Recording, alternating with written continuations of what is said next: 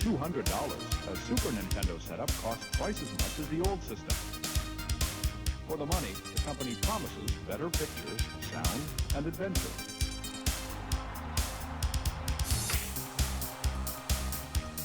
Now you're playing with power, superpower. You're the king, I tell you! The king! Only for Super NES.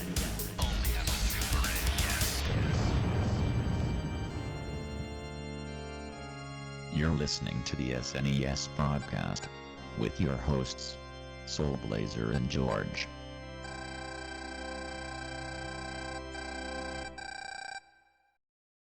Hello everybody, welcome to Super NES Podcast, episode number 118 coming at you this time. As usual, I'm Greg, joined by George.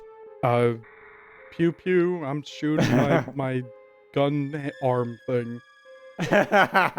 Wait, am I Mega Man? I'm Mega Man! That's what it is. Yeah, we're playing Mega Man.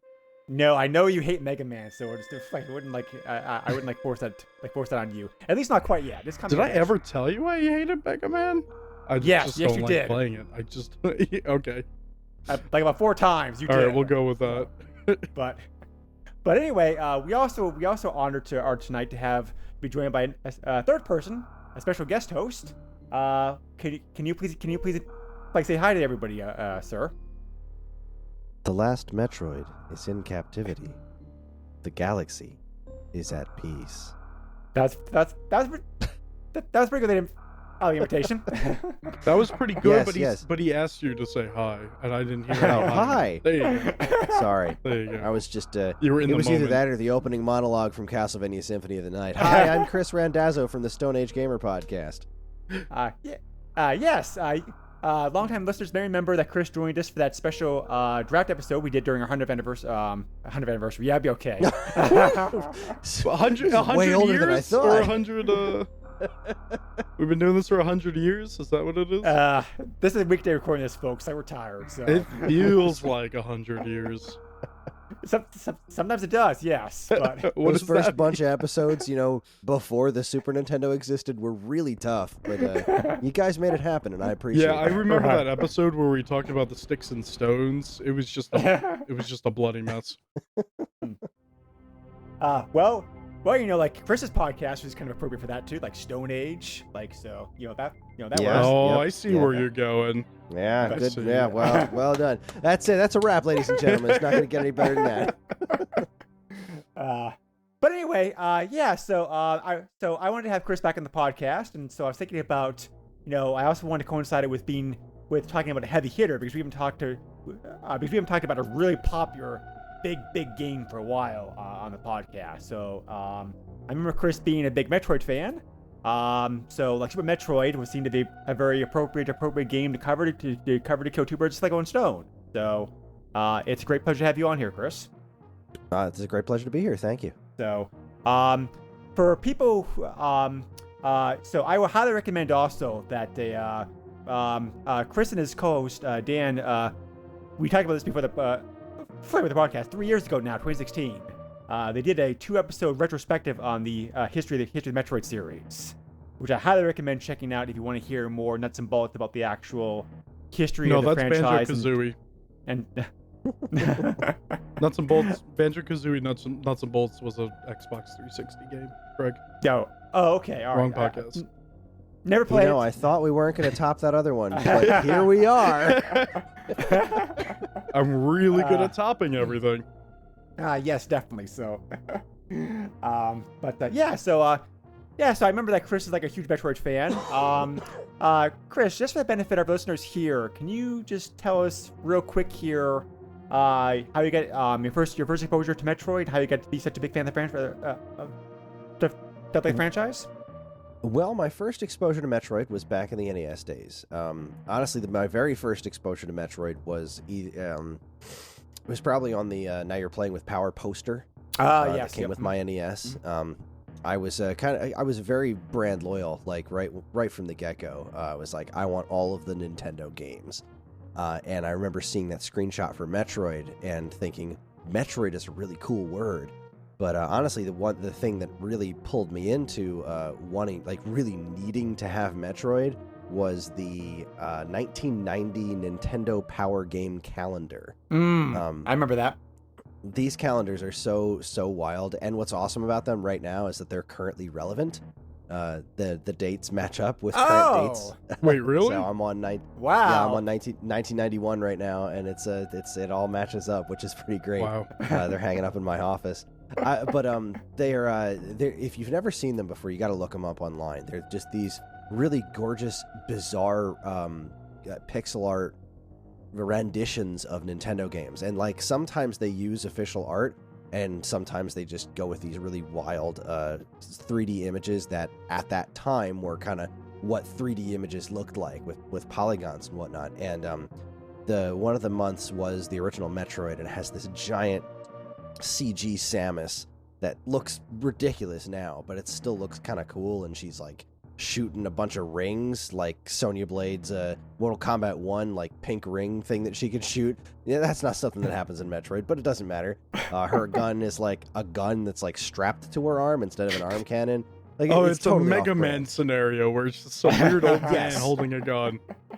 Yes, it just looks like a spacesuit that's yellow and orange and whatnot. It is just a ridiculously awesome image, and that was one of the things that really pulled me into really wanting to play this. It was that and Kid Icarus probably left the biggest impacts on me in that calendar, and later learning that those two games have so much, all those links between them with the way that they were created and the fact that the Komedos are Metroids in Kid Icarus, that kind of stuff is pretty rad. But so it was a while before I actually got my hands on a copy of Metroid. And when I finally did, I remember telling my parents, like, we went to Microplay Games in Summers Point, and I got myself a copy of Metroid, and I said, okay, this is a game I need to spend all day on, so I'm just going to be in my room playing Metroid all day.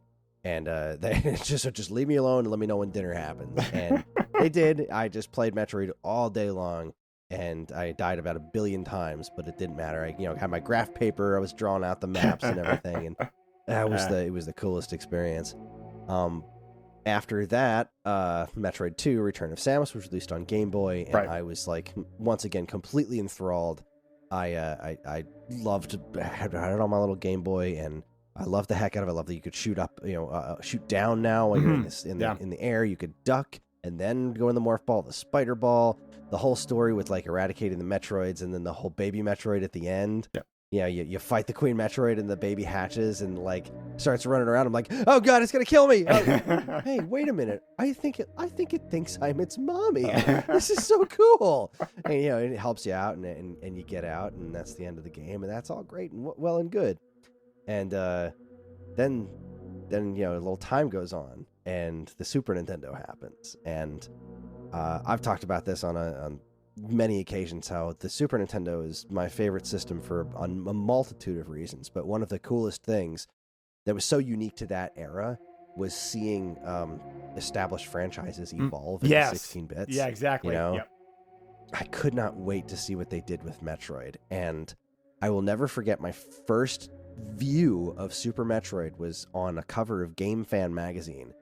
And it was a screenshot of Samus standing next to the big statue with all the bosses on it. Right. And it said, Super Metroid, how does Nintendo make games this good? And I was just like, 16-bit Metroid, I have to have it. And we'll go into all the details on that as we start talking about the game. But needless to say, I was beyond floored because it did so many things right, especially right at the beginning as a longtime Metroid fan. Having beaten Mother Brain, having escaped, having saved the baby Metroid, and then seeing that intro, all those bits from the previous games redone in 16-bit, and just like, we are paying 100% attention to the things that happened in the previous games, which wasn't necessarily something that always happened, Yep, exactly. That level of continuity. Like, you look at Kid Icarus Uprising for crying out loud. It was 20 some odd years between the last Kid Icarus game, and it just completely skips over pretty much everything that happened in Myths and Monsters. Like, these kinds of things happen. They just kind of ignore sequels or continuity, and this one did not. This was 100%. These two games happened, and this is happening next. Right. And that was just it was unbelievable. Yep. Yeah, exactly. So you were the ones who went out there and plunked down X amount of money to buy this game, like when it was new, huh? I probably could have gotten it new, and I actually did buy my own copy of it new when they re-released it as the NES Classic series. Okay, all right. The 4 games, Punch-Out, Metroid, Zelda 1, and Zelda 2. Just because I liked the box art so darn much. It was just the big yellow. It was just a repurposing of the Metroid 2 image of Samus in that, striking that classic pose, but it was like yellow with a blue triangle behind it. It was cool. But no, I got a used copy at Microplay Games because we didn't have a lot of money, and I got my NES a little late. I didn't get mine until the Super Mario Brothers Duck Hunt World Class Track Meet Power Pad set. I had played games at friends' houses, but I was an Atari kid, and my parents couldn't afford to buy me an NES straight away, and I was still so happy with my Atari it didn't really matter until my neighbors were playing Nintendo games, and I was like, okay, I just have to have this. I just need it. I actually was asking you about. I actually was trying to ask you about Super Metroid. Oh God, Super Metroid in particular. Yes. Yeah. No, I bought that one the day it was released. Oh wow. Okay. Wow. Yeah. No, I bought that day one at I'm gonna say I must have gotten that at Toys R Us. It was a game that I had. I didn't buy it with my own money. My parents had bought it for me. They knew it was coming out. I knew it was coming out, and I said I need to have this game.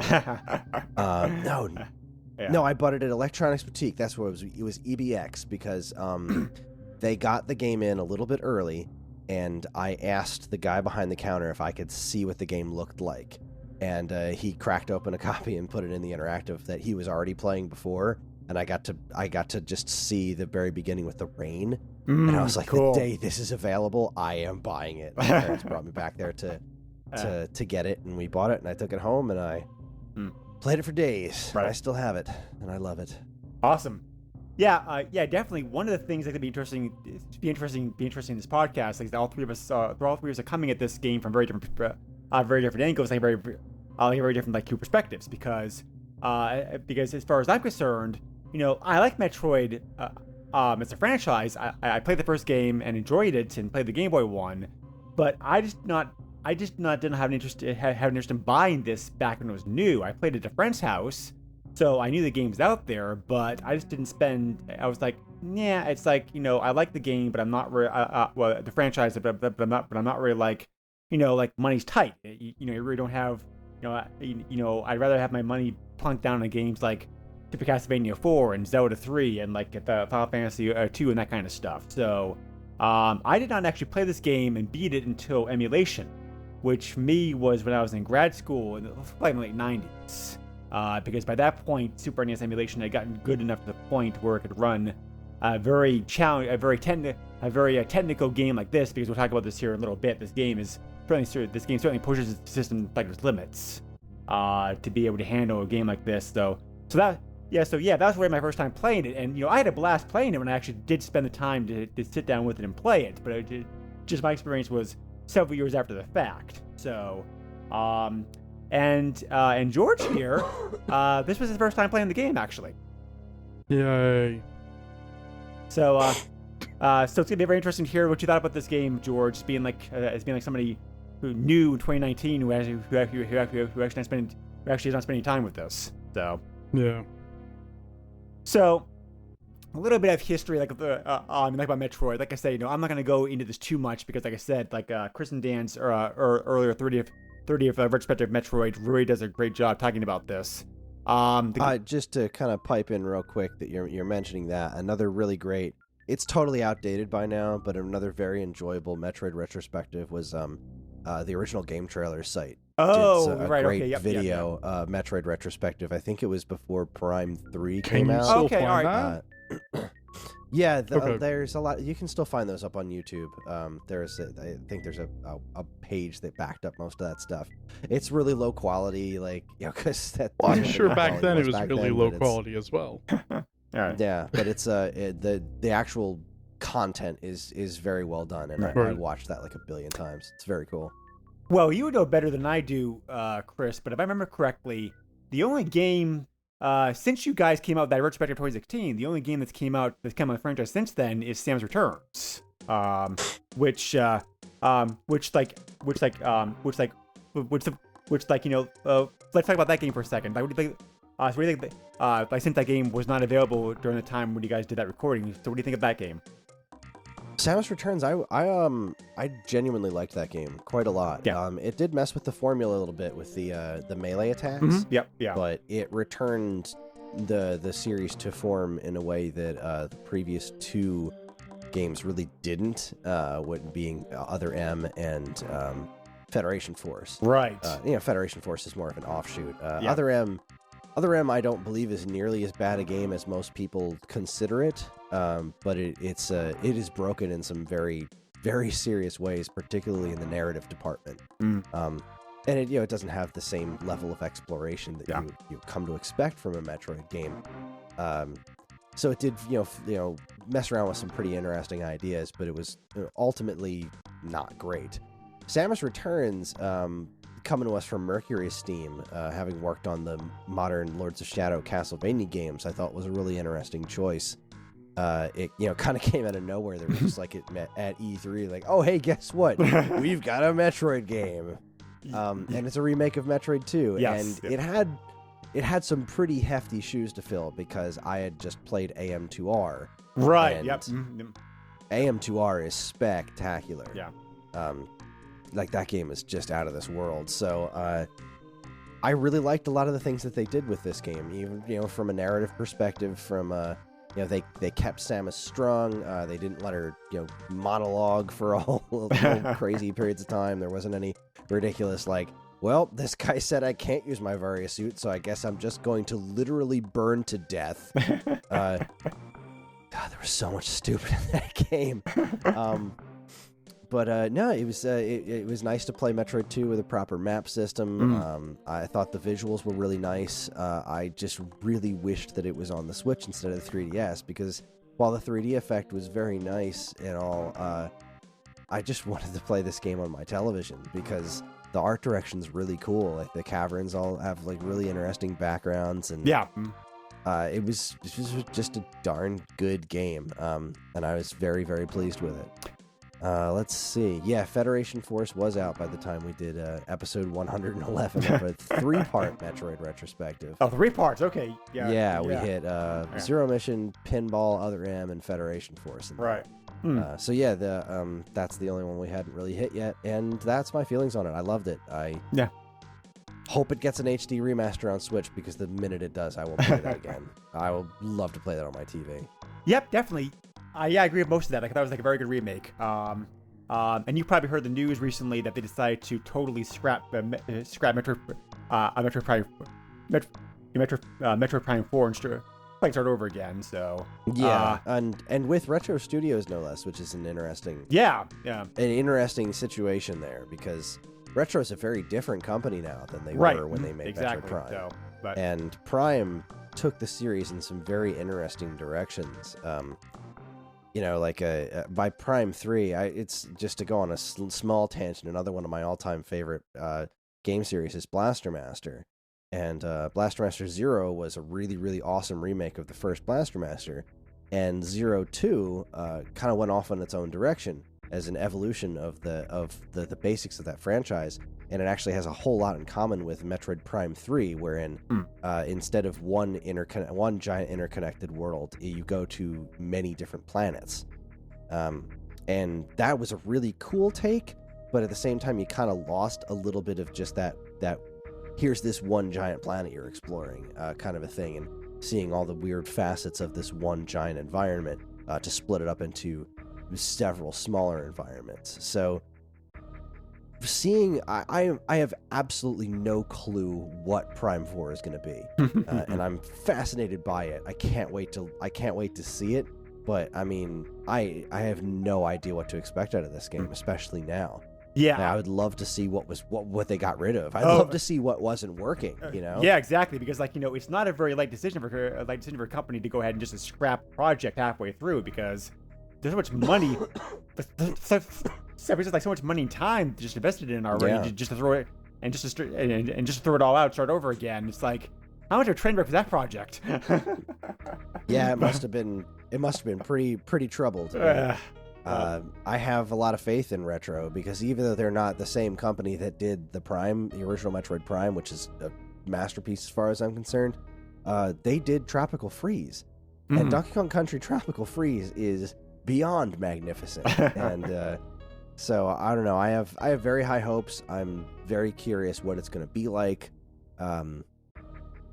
Yeah, I don't know. I'm very excited, but I can't make myself too excited because who the heck knows when it's going to come out. Right.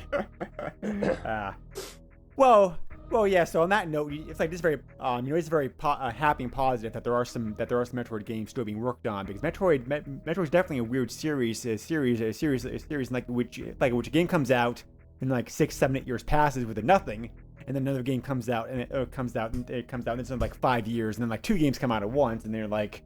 So it's a very like interesting franchise, like how parse out the games, but yeah, that giant gap between Super Metroid and Prime/Fusion. Oh yeah, gut wrenching. Yeah, especially when you'd hear rumors of like, oh, Metroid 64, it's gonna happen, and in hindsight, I'm thrilled that it didn't because I don't love that era of gaming too much, and that probably would have been super ugly. But yeah, man, that was brutal. Well, I hate it when franchises go on for hiatus like that. Well, one of the main Nintendo people said that one of the big reasons that they didn't do Metroid 64 was because that they had problems with the controller. They're like, how do we get Samus to work like like this controller? Oh, they have problems with the controller, huh? Weird. It's like it was poorly designed or something. It's like it worked on Mario 64 and pretty much nothing else. Right? Yeah, exactly. Funny story. Not too long ago, my son wanted to play through all the Mario Kart games. Oh, He was just boy. like, I want to play every Mario Kart game. I'm like, all right. So we just started playing all the Mario Kart games. And when I pulled out the N64 and gave him the controller, he looked at me and said, I don't get it. Well, my son is 5, mind you. I think that's the same response I had when I first looked at an N64 controller. And he's been around plenty of controllers, but it took him some time to wrap his brain around functioning with the N64 controller. Yeah. That's a weird one. It's not my most hated controller, but it's pretty far up there. So, but yeah, same. I here. mean, my hands are big enough to actually like hold the whole controller, so I'm fine. Yeah, that helps. Yeah. Well, this game here, Super Metroid, as we talked about, there was a pretty big gap between between Metroid 2, which came out the Game Boy in 1991, and then like Chris just mentioned, there was like an 8-year gap, I think, between this game and Metroid Fusion and Metroid Prime. But this came out pretty universally in 1994. The time gap was not that bad. It came out first in Japan on March 19th. Then North America saw it April 18th, and then PAL Land got it on July 28th. So, not that bad as far as the actual release schedule. Developed, of course, by R&D 1, which was the original division of Nintendo, which created Metroid and most Metroid games up to Metroid Zero Mission. That was the last game before they got disbanded. So, yeah, and it's essentially Metroid on drugs. I guess like one way to describe it. It's an interesting take on it. Yeah. So Can we get another one of those? I think that one's like overused. How many times have you said it's X on drugs? I feel like you've said that a lot. I haven't actually. Maybe I'm thinking of the other podcast we did then. I would say that it's, all right, drugs count, but specifically steroids. drugs count. Yeah. Drugs definitely count. I would say specifically steroids because this is, it's funny because you think of the naming conventions of Super Nintendo games and it's always like Super this and Super that. Right. But this really is a Super Metroid. Like it's not just about it being Metroid and also Super because it's on the Super Nintendo and it's bigger and badder and all that other stuff, but it actually is about a Super Metroid. Exactly. By the end of the game, which is a very interesting take on it. Right. Yeah, the game itself took about 2.5 years between design between the original design up to the actual release of the game as far as the development cycle went. With 15 people that are working on it. And at the time it came out, it was at 24 megabits. This was the biggest Super NES cart that had been released up to that point.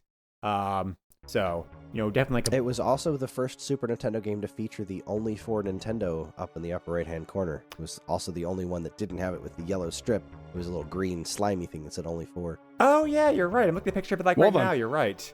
Ah. Somebody did their research. No, I just know this. I mean, you had to do the research beforehand at some point. Does living it count as research? Yes, sure. See, this is why I will take the compliment. This is exactly why. Yeah. This is exactly why I want to Chris on the podcast, because he's an expert, like the kind of things. He'll get he'll keep the both of us honest. So. I'll do my very best. If anyone ever wants to fact check this, Metroid database, mdb.com. Yeah, that's what it is. Yep. You're just cheating. Yep. I get it. I spent lots of time on that website. I haven't been in a while. Let's see what it looks like. Yeah. Keep talking. Well, the story of this game, Chris already mentioned quite a bit about it. Because, like Chris said, this game does do a wonderful job of tying in the first two Metroid games with the opening of this game, and like he's right, they didn't need to do that. But they show you but the game opens with Samus just recapping the events of Metroid and Metroid 2. So up to the point where after, like, we get that baby Metroid, it's like a Metroid 2. So she's like, well, I don't know how to do this thing. So she decided to turn it over to a bunch of scientists. So maybe a little bit cold-hearted, but then you also argue that you're trying to look out for humanity's best interest, because a Metroid is an incredible source of generating energy, because of how it generates, saps energy from living creatures and uses it like an internal battery just to store and generate energy. So the scientist on the station, Sierra Station, did some test on it and realized that this thing even though it's a baby is a phenomenal amount of energy. So the testing was very good, and the scientists were kind of optimistic that that they could actually find some way to be able to reproduce this technology like the good of mankind. So Sam was thinking it was in good hands. Got in her ship to go off to find her next mission. She hardly gets anywhere though when the stress call comes in, and you have to go back to the station to find under attack. And oh my god, that whole bit where you're playing this whole intro. So you get the ship does the crazy mode 7 thing where it goes and it flies into the space station. Yep. And it's all like Sarah Station. It looks like a movie, and you go in there, and it's just got this ambient noise going on in the background. This very like computers running in the background. Yep. And everything is dead silent. Yep. You're walking through. You hear Samus's footsteps as you walk, which I'll never forget. Just the sound of that. That was as impressive to me as the rain in A Link to the Past. You know, when you walk outside for the first time, like, oh my god, raindrops are hitting things. This is crazy. And you're walking through, and you eventually get to the title screen where you're there, and when the game starts and it's pushing in on the little baby Metroid in captivity, but you get there and that thing is broken and there's bodies on the floor, and you're like, oh boy. Yep. And I mean, I don't mean to hijack this. It's just I can't gloss over this. Walking into that room. Now, this is the kind of nerd that I was, all right? I didn't mess with the instruction manual before playing the game. And I saw the cover of the box, and I saw a red dragon, and I was just like, wow, is that related to Ridley? Because Ridley was purple, so that's clearly not him. And he's dead.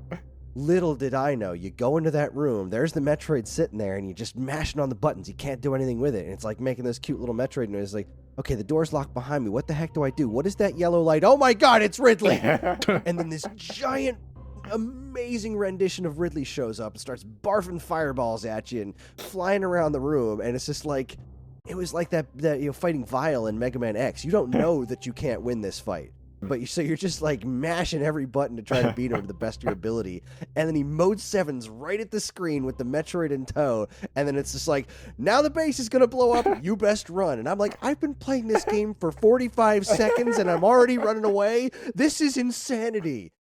But that whole sequence is so beyond bananas because you're running. It's like, okay, I got this. This is the intro of the game. It can't be that hard. And then, the tiles start falling down from the ceiling. You're like, okay, all right, this is actually falling apart. And then you get into that part where the whole thing starts, and it's the big vertical column, and the entire screen just goes off to the side. And you're just like, this is amazing. And I'm going to die, but this is amazing. And then you get on the elevator, and things blow up, and you go to Planet Zeebs from the original game, and I'll send it back to you.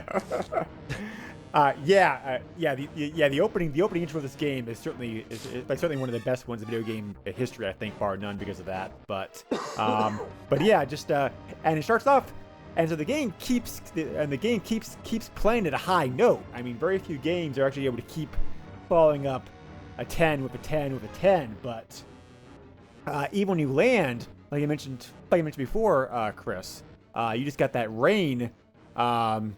Oh my god! Yeah. The rain going down there, and then you realize, as you go underground, and you realize this passageway looks awfully familiar. It's like, oh my god, this is the escape passage from Metroid. You wind up going down the tunnel. Like, first off, in the rain, you're walking, and now your footsteps have little rain splashes behind them. Like, oh, game, you're really tugging at the heartstrings. This is incredible. Yeah. But you go into that tunnel.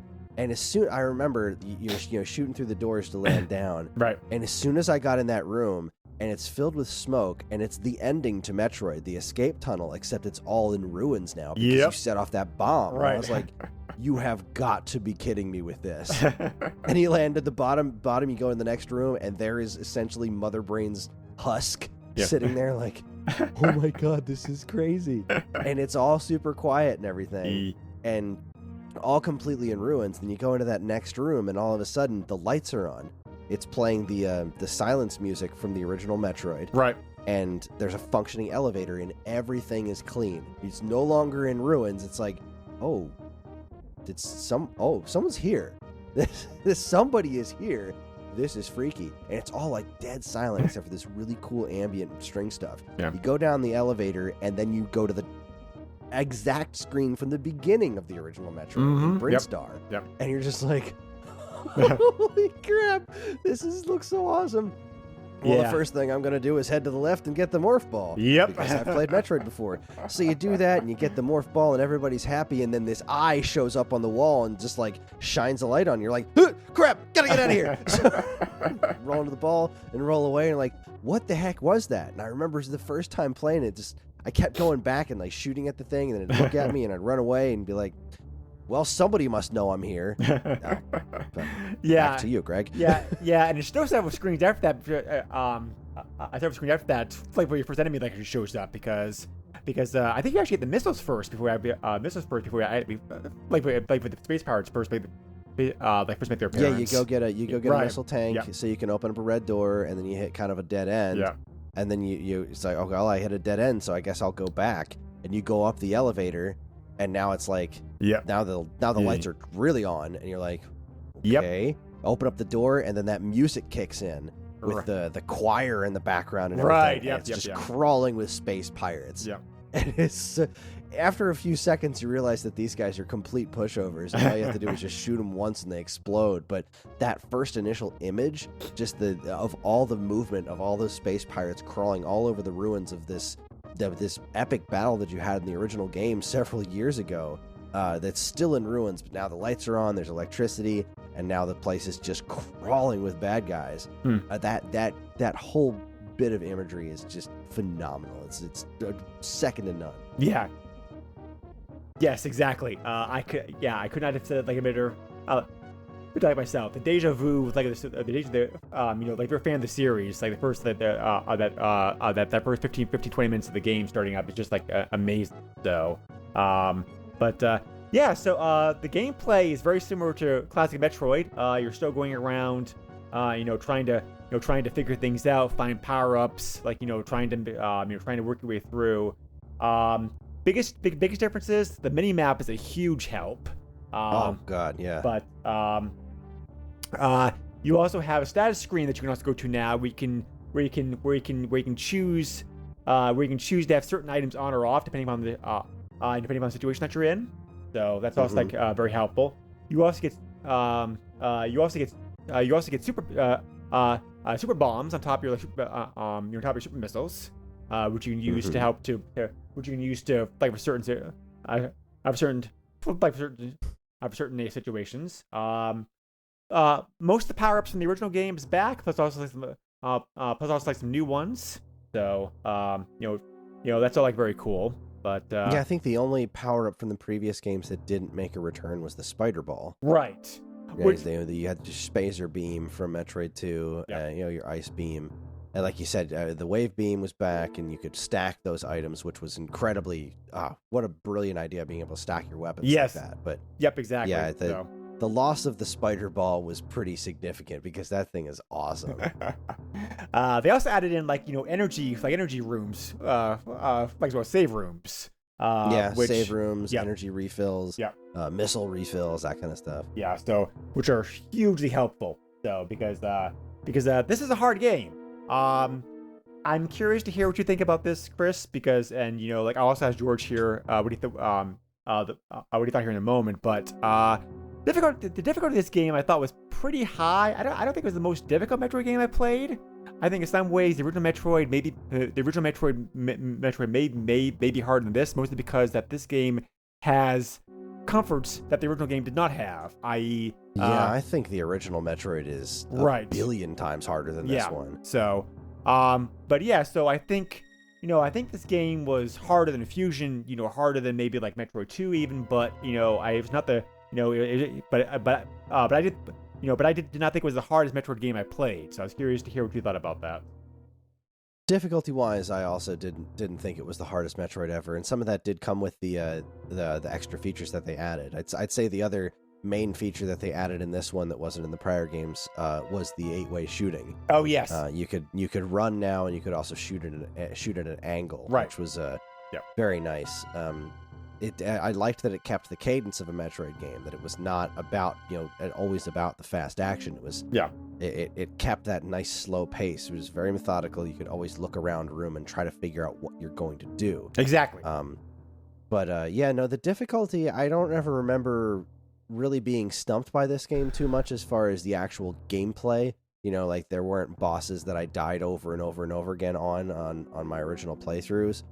I do remember getting, some environmental things getting stumped on, and then just feeling really good when I finally figured them out. Mm-hmm. Getting things like the speed booster and the grapple beam, and really just figuring out the puzzles of certain things that you can do in the game. Right. And the wonderful secrets that you glean from watching the intro sequence as you're playing the game. Play itself, and you're like, whoa, wait a second, I can do that weird thing where I roll into a giant orange ball and get a bunch of health back? That's crazy. And I rarely used that stuff. Most of that was me messing around with the game after I had beaten it. But difficulty-wise, I feel like this is really spot on. This is exactly right. Just challenging enough to not be boring, but not hard enough to be frustrating like the original Metroid, and to an extent Metroid 2. Right. Though 2 is probably more frustrating just because of the limitations of the Game Boy, and everything looks the same, and it's very easy to get lost. Yep, definitely. So George, I'm curious to hear about your perspective on this, because yours oh boy. Yeah, because it's your first time playing this, so this was all like new to you. So what was your first half an hour like this game like? Don't feel bad if you hate it, because I'm clearly enthusiastic enough for the both of us. Where do I go? Why do I keep going to the same place? Oh my god, what are these things? Why are they killing me? Leave me alone, I'm gonna shoot you. That was basically my first half an hour. Oh, also, why can't I get here? Alright, I'll come back. Oh wait, I forgot to drop bombs while I was in the ball mode. I'm stupid. That's part of the game too. It's just like, why can't I get past here? And then I try everything but what I'm supposed to do, and then it's like, oh wait, I was supposed to do, like 10 minutes later, wait, I was supposed to do this. Dang it! Makes me feel stupid. Well, that's okay. There are 3 things I can tell you that'll make you feel better. One, I think even the minimap, it is the minimap, like, it is easy to get lost in this game, I think, because there are times every time when I was playing it, where I'm like, where the hell am I? Right. It's like I have the map. If I had the map here telling me I'm in Brinstar somewhere, but I'm like, okay, that doesn't help me. I need like where am I supposed to go to? But so I mean, so it is easy to get lost, not even the map. 2, there are certain areas of the game that you cannot access or enter until much later in the game. Oh, I realized You that. get, like- I just Right. I struggled with areas that you were just basically supposed to drop bombs on or something. Right. Yeah. So Something simple mean, like that. the game does a wonderful job of like at this. I was gonna, I was gonna talk about this later on, but this game is one of the most popular games people use out use out there for speed running, because the numerous ways that there are to play through this game, and how much stuff in this game is just simply optional. Like, you don't have to get. Really, Chris, I think you probably get maybe like a 30 items in this game if I could be able to win it. I mean, like, most of the stuff in this game is like optional as far as actual needs to beat the game, and that's what makes it brilliant. Well, absolutely. Well, that wall jump that you can do at any time. Right. Yeah. You can do that straight from the get-go, and you can do all kinds of wacky stuff with that wall jump. Right. Exactly. So, and third, also, the last thing I'll say is like, the game. The game definitely encourages you to go through and explore all the regions, but there are different ways of being able to do that. So there's like I said, there's no really, there's no really like wrong way of doing it. As a matter of fact, it's been a couple years since I played the game to this point, Chris. So maybe you can refresh me on it.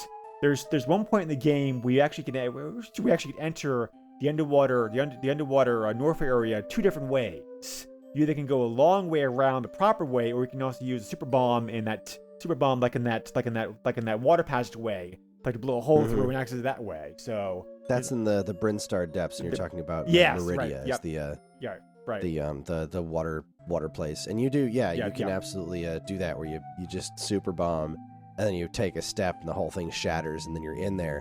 But you can't get very far if you don't have the gravity suit. Right. Yeah. So wow. You go the long way around, then eventually get yourself back to Meridia, and then you're back in there, and there's a save point. It's wonderful interconnectivity. Yes. Right. Well, I remember getting to that early on in the game, and you're running through, and the map just looks different. Like, all of a sudden, you're not in Brinstar depths for like 3 screens. You're like, huh, that's weird. And then you're right back to where you were. And then eventually you get to Meridia, and it all comes together. Like, oh, right, that's really cool. Yeah, yeah, exactly. So, I mean, like, also the fact that this game was built with like 90 sensibilities, in the sense that, like, there are comforts here to help you, such as the mini map and the save room or whatnot. But obviously more modern games are going to have even more comforts to make it a bit easier for you. Just to give you an example, like, I love Zero Mission. I think it's an excellent remake of the original game. But and the game telling you roughly where you need to go to in each part is a huge help. But it also makes the game definitely a lot easier than than this than this game, even, much as the original Metroid. But so I think, George, if you like, so I think that Metroid Zero Mission may be a more gentler entry to the series for you than this game is, because even like I said, it's not super difficult.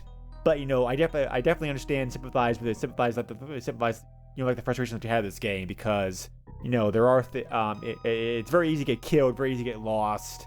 The important thing in this game, I think, is just to keep hacking away at it, and also the fact that the game helps you in the sense that there are tons of secret items to find in this game. I mean, like energy tanks, missile tanks, they're scattered all over the place, like Kingdom Come. More hidden in the game than you actually can have in the game, I think. If I remember correctly. Matter of fact, some of these items are so well hidden. I'm just like, how the hell did they expect anybody to find this thing? Like, if I like a walkthrough, like, it's like some of the stuff. This to be some energy tanks, missile tanks that you get later on. And you're like, okay, I have to do this and then do that and like bomb here and make this perfect jump and like do this and that. And you're like, nobody found this back in the day. No way, because it's like so insane to find it. People are crazy, man. You never know. Bomb everything. Bomb every single surface in the game. That's how I found pretty much everything. Was I left no stone unturned. If there was a spot in the game that I hadn't hit with a bomb, I would keep figuring out until I could get a bomb there to make sure that I was able to hit everything. Yeah. And obviously the X-ray scope that you get later in the game. Oh yeah, it's huge help. Super helpful for that. Yeah. Because the minimap does help you a little bit in that sense, because it will tell you those dots that kind of show you like important rooms. So yeah, it's where your stuff happens. It also kind of shows you where. This one of the first places I got stuck in the game was trying to get to Kraid's lair, I couldn't figure out what the heck I was supposed to do because you get into an elevator room and there's a wall that you can blast with super missiles, and it just never even occurred to me to try to do that because I wasn't at the point where I was bombing everywhere yet, and I just keep going back and forth, and eventually I noticed on the mini map there was blue to the right of the room that I was in. I was like, oh, wait a second. So I started bombing the wall, and I was like, super missiles. Nice. And that's how I got to Kraid's lair. True story. The end. Yeah, definitely. Yeah, it's certainly awesome that this game has both like old and new bosses in it, because that certainly kind of helps to the the appeal of the game, because it's like you have the favorites like Ridley, and then you also have the new stuff showing up. So that's pretty cool. Mm-hmm. So the Kraid boss in particular was probably one of the coolest moments in this game for me, because way it just very deliberately screws with you as an NES Metroid fan. You know? Yeah. You go into this whole area and it looks very similar to Kraid's lair in the NES game. And it's got like the green tiles and all over the place. And you get to this room, and the little darts start flying across the room, and there's Kraid, and he looks awesome. And so I just like, oh god, it's Kraid! I'm here! I'm fighting Kraid! And then like a few seconds later, I blew him up, and I'm thinking, that was anticlimactic. I remember him being a lot harder. And then you go to the end of that little tunnel, and there's a dead body covered with bugs sitting there. And you get close to it, and the bugs fly away, and there's a weird eyeball thing guarding the door. And you beat that, and then you go in this room, and there's spikes everywhere, so you can't walk off the platform you're standing on. And the door locks behind you. I'm like, all right, what am I supposed to do now? And then everything starts shaking. And the largest boss I've ever seen in a video game, especially up to that point, comes out of the ground, and it's freaking Kraid.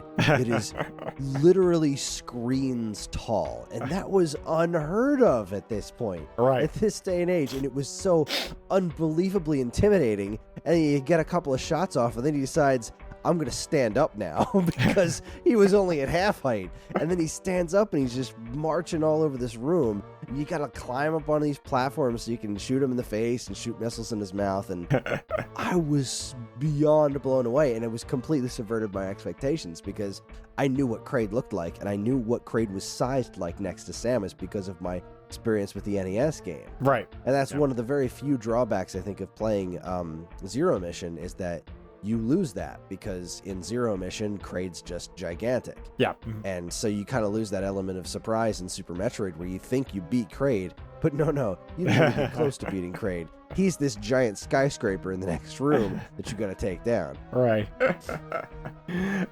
Yeah. I definitely boss fights in this game are definitely like about attrition. You just like you just have to hope that you can wear them out before they like kill you. So. And they were all very memorable. Like every single boss, even the mini bosses. The big four: Ridley, Kraid, Dragoon, and Fantoon and Dragon. Sorry, the four of those were all very memorable. But the mini bosses, the weird plant thing that tries to hit you with his chin over and over again. That opens up and that cool little dancey, jazzy, weirdo music that plays in the background. All the spores are falling down. Yeah. And of course, you can't talk mini bosses without talking Crocomire. Right. Which, oh my God, Crocomire. Are we talking about Crocomire right now, or will we come back to this? Yeah, go for it. Crocomire was so crazy, because you get in this room, and he's kind of cute, right?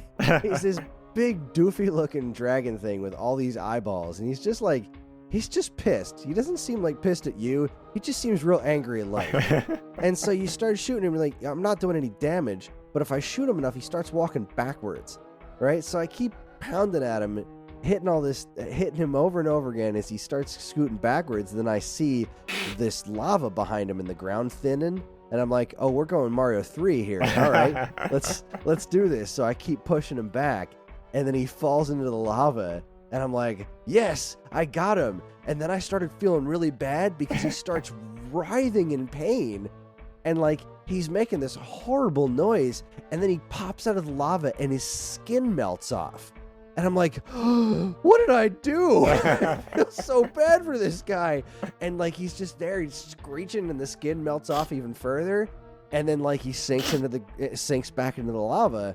And the music goes like mostly quiet. It just goes to this like dum dum dum dum dum dum dum dum going into the background. Like very nice, very quiet stuff. But you see, if you pay attention, some bubbles just start shooting across the bottom of the screen. Like, I'll follow these bubbles. So I walk over, and then there's a big spiky wall, and then all of a sudden everything starts shaking, and the boss music comes back on, and his skeleton comes out from the ceiling, lets out this horrible roar. I'm like, okay, I'm gonna kill this. Oh, he's dead. He just crumbles right in front of you. And that was, talk about a memorable boss fight, because I mean, that's as good as even the crazy stuff in like Raphael the Raven in Yoshi's Island. I mean, that is like absolute top tier boss material right there. And just really the genuine horror of feeling bad. Like, this wasn't one of Mother Brain's generals, I don't think. This is just a creature that lived there, and you were in his house, basically. You just showed up with your big dumb metal outfit, and he's just like, get off my lawn! And I'm like, I'm gonna shoot you in the mouth, because there's not really anywhere else I can go. And then you melt his skin off by dipping him in lava. And you kind of feel a little bad about that. See, you're the bad guy here, because you were on his lawn. That's what I'm saying. Yeah, definitely like a very, and to add all that, the graphics and on that scene with him, with like the effects of the skin melting off and whatnot is like so good, because, heck, the entire game, this game's a graphical masterpiece. Absolutely. I mean, the game, it's not a particularly bright, colorful game, but it makes great use of colors. Like, they're very muted colors, but there's still like a very wide range of very detailed reds and blues and greens and whatnot. And pinks. Really. Yeah, right. Just think about, remember the first time getting to Brinstar? Yeah, oh yeah. And you're going like all the green vines and everything, right. And you're thinking you have an understanding of what this place looks like, and you open a door, and it's essentially snowing, but like plant spores, I guess, because everything's pink, and there's like little like flakes falling down in the background. Yeah. Wow. Yep. Just wow. Yep. Yeah, and the enemies are all like, plus the enemies in this game, like, all like very like, like well defined, like both the old ones and the new ones, just like but just the very wide mix of the zones that you go through. They all have their one thing you can use to help tell them apart is like those zones all look very different. They all have very different graphical touches to them, the graphical feel. So even if you get lost, you can still be, okay, this is like the plant zone. This is like the water zone. So the graphics go a long way helping out that, like I thought. And when you finally get there, the Metroids in this game are freaking awesome. They look so good. But when you get to Torian and you meet your first Metroids, it's just like, ooh, wow, that's spooky. They have like little electric bolts like zapping on the inside of them. Right. I remember getting one stuck behind a wall so I could get a really good look at him animating. Oh, and I was just like, wow, cool. This is amazing. So George, the graphics in this game for you, did you how'd you like them maybe visit this compared to other like Super NES games? I mean, this is like Nintendo at its best, basically, Like, what can you really say that other people haven't said before? But this game is just, it looks amazing. And it's great how they have such different, like, tile sets for all these different areas of the world. So you can really, if you really know your stuff, like, you can look at, like where you are, you'd be like, oh, I'm here. Because you can tell just by all the different little details and whatnot, and it's insane. The attention to detail and everything, essentially, it looks amazing.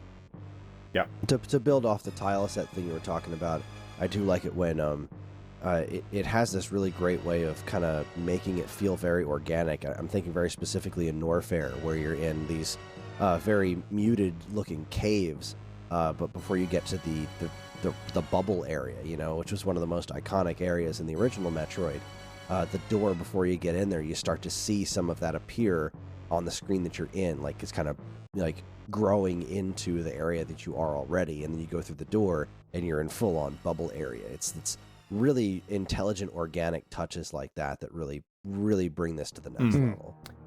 Yeah, and it's not just and it's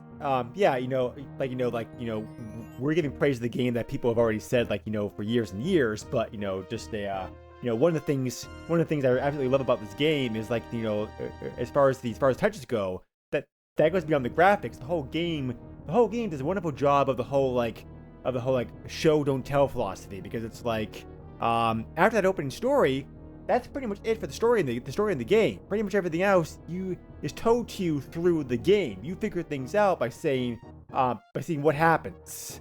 The game's not telling you, okay, this is going on, that's going on. It's not monologuing to you about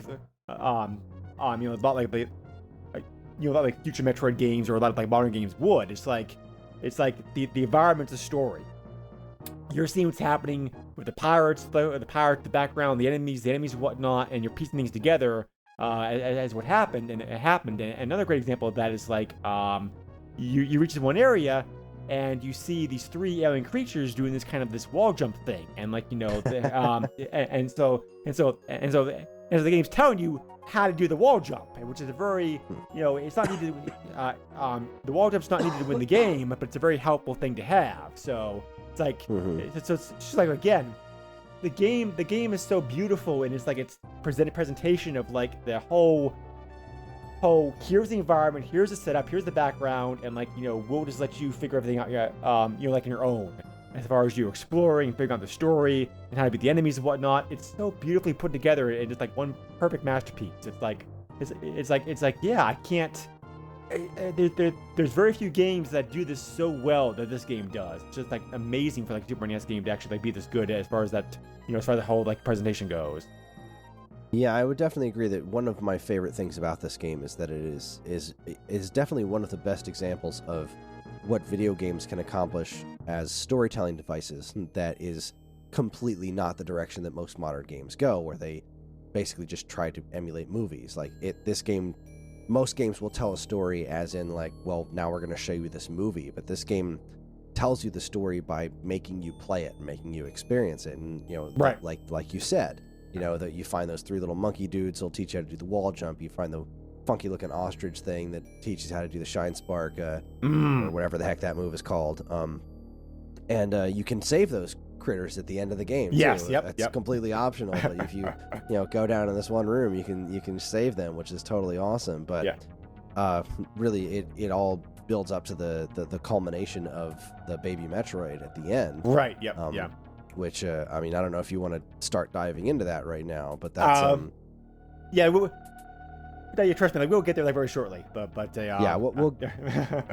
get there. But I'll share my experience of that when we get there. But that is that entire experience of the end of this game is just, it really, even up to right past the Ridley fight, everything is just an astonishing feat of storytelling without just completely video game storytelling. Yeah, it's just what you are doing is the story. It's just crazy that it's telling you a story without really telling you a story.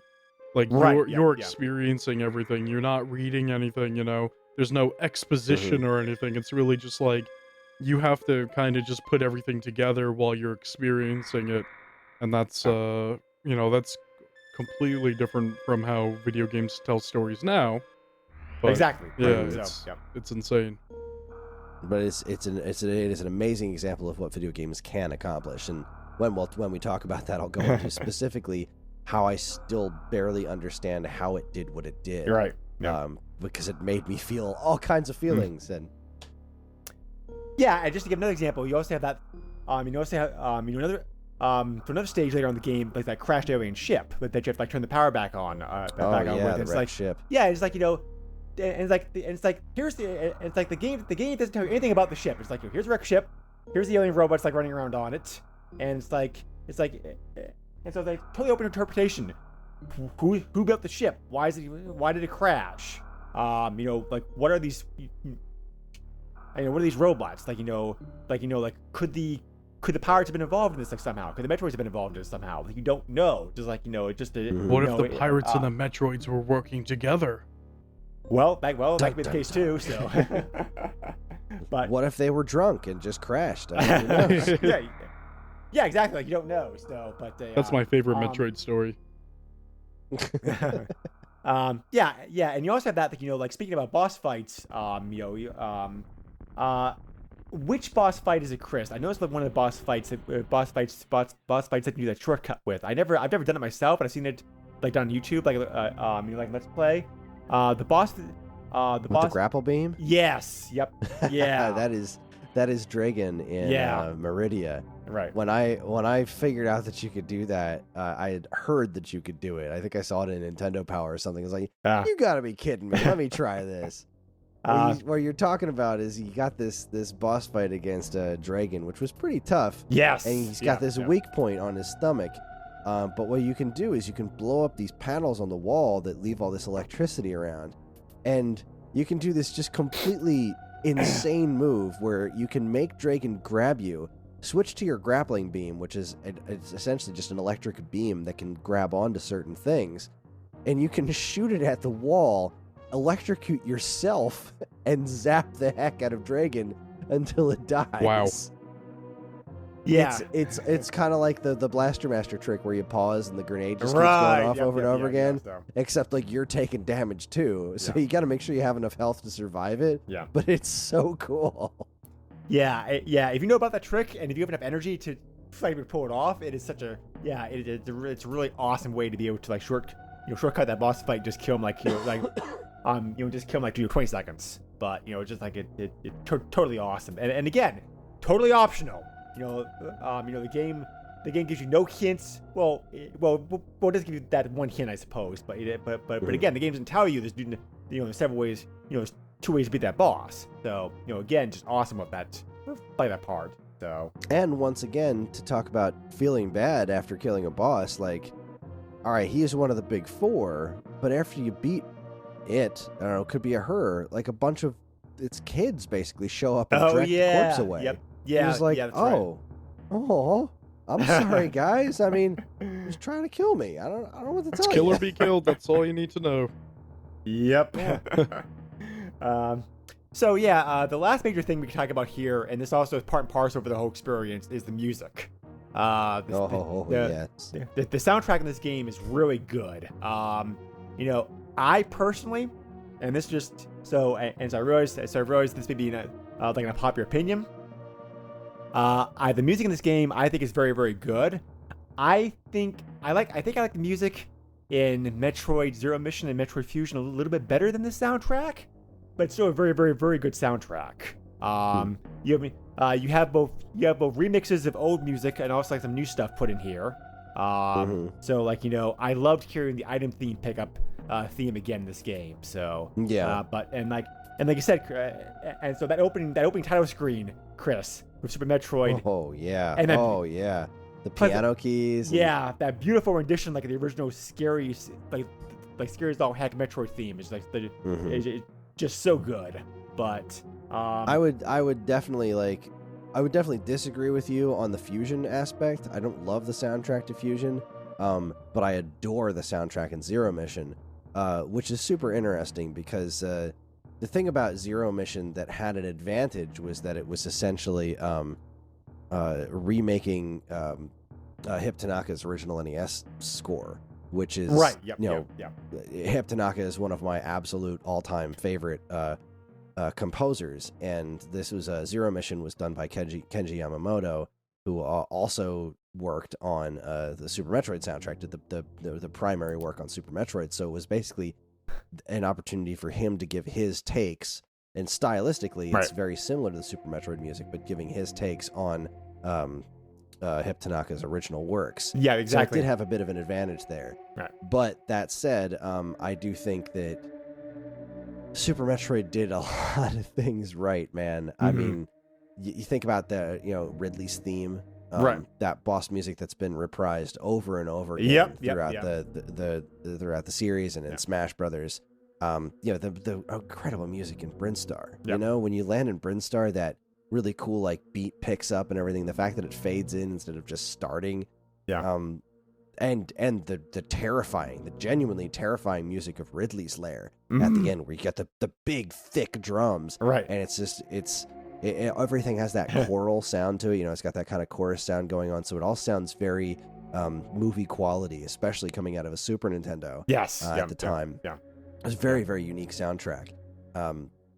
So I would say that I would agree with you just from a pure listening perspective, just because it's reworking Hip Tanaka's just stellar works in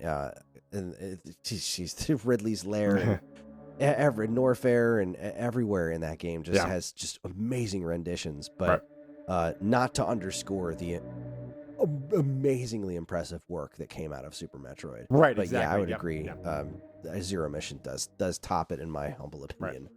Right. I think this game. Yeah, so I think this game also was the first game to use the space pirate theme, which has also been like remixed in later Metroid games too. So I think, but so I was looking up. So the composer of this game, like Kenji Yamamoto, he's no slouch. He certainly have done a lot of he scored a lot of like great games over the years. Numerous Metroid games he's worked on, a lot of Mario games. Mike Tyson's Punch-Out! He worked on, Donkey Kong Country Returns, Power Wings Resort. You mentioned Tropical Freeze earlier. They did the music for that. So, Legend of Zelda: Breath of the Wild, among others. He was a music supervisor in Tropical Freeze. Tropical Freeze was David Wise. Yeah, right. So but it's interesting enough that you mentioned the Donkey Kong Country Returns. I see him listed on Returns. Yeah, there he is on Returns. He was in the composition arrangement on a team that was reworking all of Wise's original tracks. Sure. And those tracks are, again, Kenji Yamamoto remastering some of my favorite composers' works is like out of this world, because David Wise, another all-time favorite composers. I mean, David Wise is a freaking god as far as I'm concerned. But Kenji Yamamoto and that team attacking the Donkey Kong Country soundtrack is unreal. Like listening to these new arrangements, and they didn't even change too much. They captured the actual soul of what was supposed to be coming out of the Super Nintendo and transitioned them into these gorgeous real instruments, and just chef kiss. I mean, just unreasonably good. Yeah, Kenji Yamamoto, big fat thumbs up. Absolutely no slouch in the music department. Right. Yep. Yeah, definitely. And like, yeah, and like I mentioned earlier, this soundtrack, I really love I really love just how fitting the music is for each stage you're in, just how appropriate that it is. And the drum use in this game is just so good, like the music in the background, to the background effects, like and whatnot. So just like really awesome effects as far as that goes. But the drums and the very specific lack thereuf, which is a touch that he did in a lot of the tracks. Like I think of the the Red Rocks area in the Brinstar Depths. Yep. That I don't even know how to explain that music, but there's no percussion in it. Yeah. It's just it fades in and eventually transitions into this like very pretty piano piece, and it's a song that's reprised in Metroid Prime 2 Echoes that I really didn't care for the version that they used, because it was very theremin heavy, and it kind of changed the overall nature of the piece. But then it was reprised again in Metroid Samus Returns to just stunningly gorgeous effect.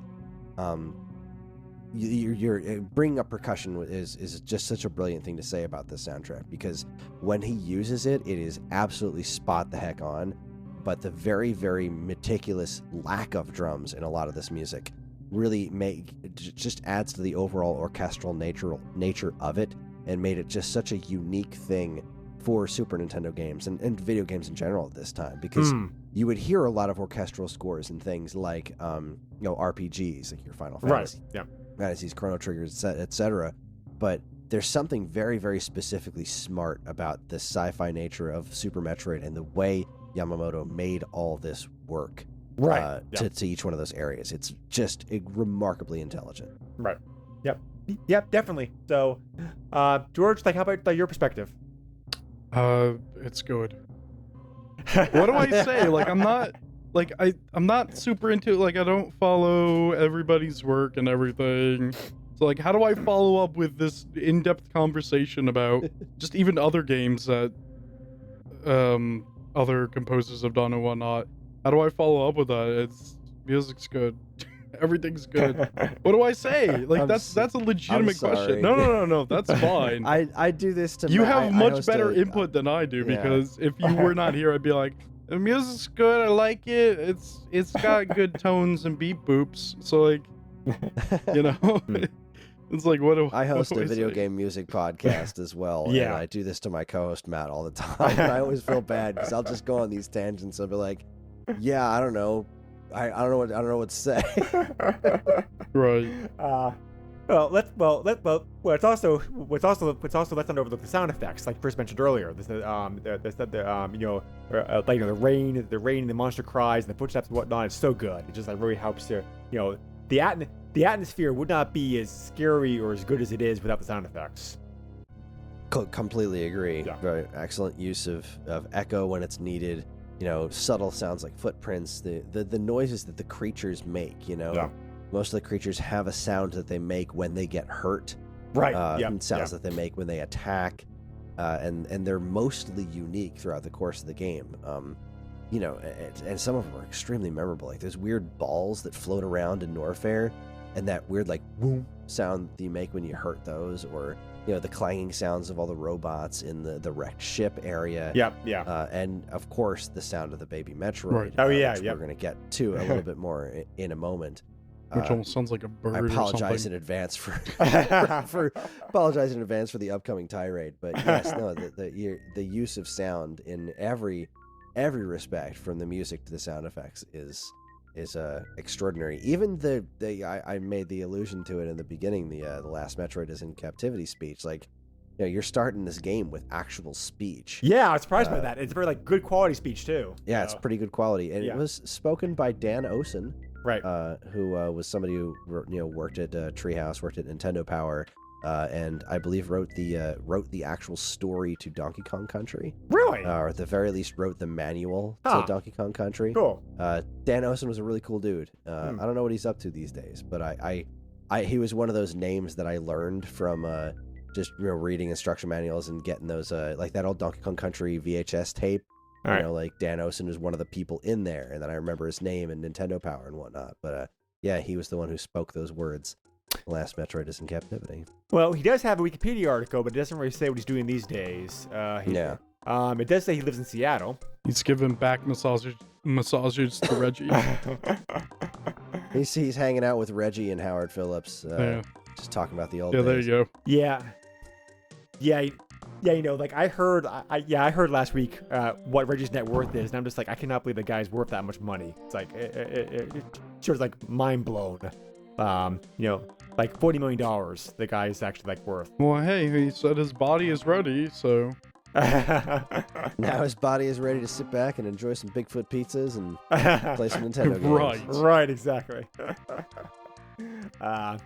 Well, I don't see any reason to put it off and play any longer, because I know that both Chris and I are very eager to talk about it. That ending sequence is probably among the best ending sequences in the video game, bar none. It is that not just the ending itself, but the whole lead up to it. It just the whole storytelling of it is right. It's so amazing. But Chris, I know you're super eager to talk about it. Go ahead. So, you spend this from my own personal perspective. I had this personal stake in it already because I was already attached to the baby Metroid. Because I explained my experience with Metroid 2. I played that game, I beat it, I saved that last Metroid, and we all flew off into the stars together. Super Metroid starts, you drop baby Metroid off, and you're like, all right, little guy, do your thing. Be good. I'm going to go bounty hunt and whatnot, and I'll check back on you later. And then he gets kidnapped, and you're just like, I got to find this thing. I got to find this baby Metroid. So you finally track down Ridley, who was the one who stole it in the beginning of the game. And as soon as you beat him, you go into the next room, and the only thing that's in there is the container that had the baby Metroid, and it was just shattered. Yeah, you're like, And oh you're crap. Oh no! Like That's not good. My first thought is, what did they? Where is he? They did something. Like, where is he? I gotta find him. So, having beat Ridley, you go over to the statue. You find your way into Torian, and all of a sudden, you're like, there's Metroids everywhere. They cloned him. I can't believe they cloned my adorable little Metroid. Now there's a bunch of killer Metroids out to get me. And no, that's not the exact realization, because you knew they cloned him. You knew they were working on him because you met those stupid mock droids earlier in the game that I looked up in the instruction manual and were explained as failed clones of Metroid. Oh, yeah, that's So right. Yep. you knew that they were already cloning cloning them, and then you see these perfected ones just like, you jerks, you mean people, you stinking pirates, how very dare you. So you're running along in here, you're killing Metroids left and right. I'm worried about the baby Metroid, which is ridiculous when you think about it. Like, there's no dialogue or anything, but as a person, as a teenager playing this game, I'm genuinely worried about this baby Metroid, because you basically committed genocide on SR388 and Metroid 2, and what you pulled out of it was the fact that Metroids aren't evil, they're just being misused. And you found this one thing that was this shining beacon of like, okay, we've discovered something, and we could save this species in some sort of positive light. And that is just a really cool feeling. And then the space pirates just completely ruin it, not just by stealing the last Metroid, but stealing a baby that thinks you're its mom, and that's kind of that's kind of terrible. So you get to this room, and there's one of these giant side hoppers, which were these really brutally mean creatures that you fought just in the previous area in the game. They're these big mutant versions of the side hoppers, and they take some serious fighting. Like they can hurt you. And it's sitting there, and you walk forward, you get close to it, and it's not moving, and it just poofs in the dust. And I'm like, oh, what could possibly have done that? Oh, that's I know. not cool. Yep, I know. This is not good, but this isn't good, because that thing takes a lot of missiles to beat, and I just blew it up. What could turn it into dust? So I'm thinking, well, there must be some serious Metroids nearby that did that. So as soon as you walk a little bit further, one of them is alive, starts hopping towards you, and as soon as it goes to make a lunge, the biggest freaking Metroid you've ever seen in your life comes down and just demolishes this guy. Just like completely on his head, just and then he just sits up, he poofs, he turns into dust, and I'm just sitting here looking like, there's this giant Metroid, what am I gonna do? I'm shooting at it, it's not doing any damage, and it just gets on your head, and your energy just starts tanking, just flowing down as fast as you could possibly imagine. And I'm like, I'm gonna die. How am I supposed to get past this thing? I tried every weapon, nothing hurts it. What am I gonna do? And when you get down to one hit point, the very last hit point, it stops, and it makes this noise. And it is unbelievable how this game communicated it to me. Mm-hmm. Yep. Because as soon as it made that noise, I was like, what did they do to you? It immediately triggered, that's the baby Metroid. What did they do to you, poor thing? And my heart broke at that scene. I was like, and it knew who I was. Like, this fake alien jellyfish recognized me at the same time I recognized it. And it floats around making these sad noises. And I'm like, it's okay, buddy. I'm still alive. I forgive you. And then it flies away. I'm like, so you go chasing after it. And, fortunately there's a little, energy refill station there. And like, isn't that a crazy situation? Isn't that completely bananas? Like, did you guys experience that moment and even similar to I did there? Yeah, I did very, very close, because I'm just like, I knew there was, because like, I knew that they were cloning Metroids. I knew so I knew that the baby Metroid is probably in captivity somewhere. I did not expect that I did not expect Super Metroid to be that baby Metroid. That was pretty awesome. Because Yeah. seriously, I'm just like, I had no idea if like I heard trips, and I'm like, oh crap, that's the baby. What did they do to you? But like, and he's just mortified too because he flies off embarrassed. And I'm like, Yeah, exactly. It's like, oh, I almost killed my mom. I gotta go. whoops! I left the oven on. I'm out. So you keep. Yeah, go ahead. See, I Oh, no. watched this. I watched this and I was like, oh, okay. Yeah. So I knew Well, at this point that something big was going to happen coming up, but I still was not prepared for what actually happened. So, go ahead. Yeah, no, I was also very not prepared for what was going to happen. And it kind of goes to just the level of, I guess it's just the level of nerdery, like how willing you are to dive into something like this, like where I am like completely emotionally affected, and you're hardly the first person I've spoken to who's just like, yeah, that was cool. I mean, I don't really have a connection like you do, so it's totally different. Yeah, exactly. It's a different thing to different people. So back to the story, you continue on and you get to a new room that looks just like the last room in the original Metroid, and I'm like, all right, I'm gonna bust through these walls, and there's Mother Brain. You start pumping missiles into her, and the glass shattering sound of her tank busting open, and you just keep shooting missiles just like in the original game until she finally starts exploding and lands on the ground, and I'm like, good, take that. And then there's silence with Mother Brain's like plopped brain on the ground. And I'm sitting here thinking, uh-oh. All right, what's going on? Then all of a sudden, Mother Brain gets this creepy T-Rex body and stands up and just starts going, and screeching at you. And I'm like, well, it's a good thing I got 250 missiles because you're going to eat all of them. I just start blasting the heck out of her in the face. Yeah, as a side note. Angry. Yeah. Oh, go ahead. Yeah, side note. The boss designs of this game are all cool. Mother Brain there takes the cake. It's such an awesome design. Completely awesome design. And not just the physical design, but the things that she does to you. Oh yeah, because you get into that room and you're just blasting her away, and you're thinking, all right, she's starting to turn some colors now. I'm making some progress. But then she does the most devastating thing I've ever seen happen in a video game, and I'm counting this against things like the weird stuff you see in Mortal Kombat. Like, I have never felt so decimated as this charge move that she does. She does this, she closes her eye and it just starts charging up this energy, and you just brace yourself like, all right, something's going to happen and I'm ready to dodge it, but you cannot dodge this death beam. No. And she just, this sound, again, we talked about the sound design in this game. It is so painful, the screeching sound of Samus not only getting hit by this beam, but it blasts you against the wall. Yep. It hits you with enough force to drag you up the wall. And you hear all the tiny explosions happening all over Samus's body, and just the ear-piercing shriek of that laser. Yeah. And you land, and you do not land on your feet. No. For the first time in the game, you land on your knees. And if you have enough health, you can get up and keep fighting. But she just does it again and again until you're toast. You're absolutely, there is no getting out of this. Right. And then the freaking moment, she's charging up the death blast, and the baby Metroid blasts through the wall and catches her head and just puts her down.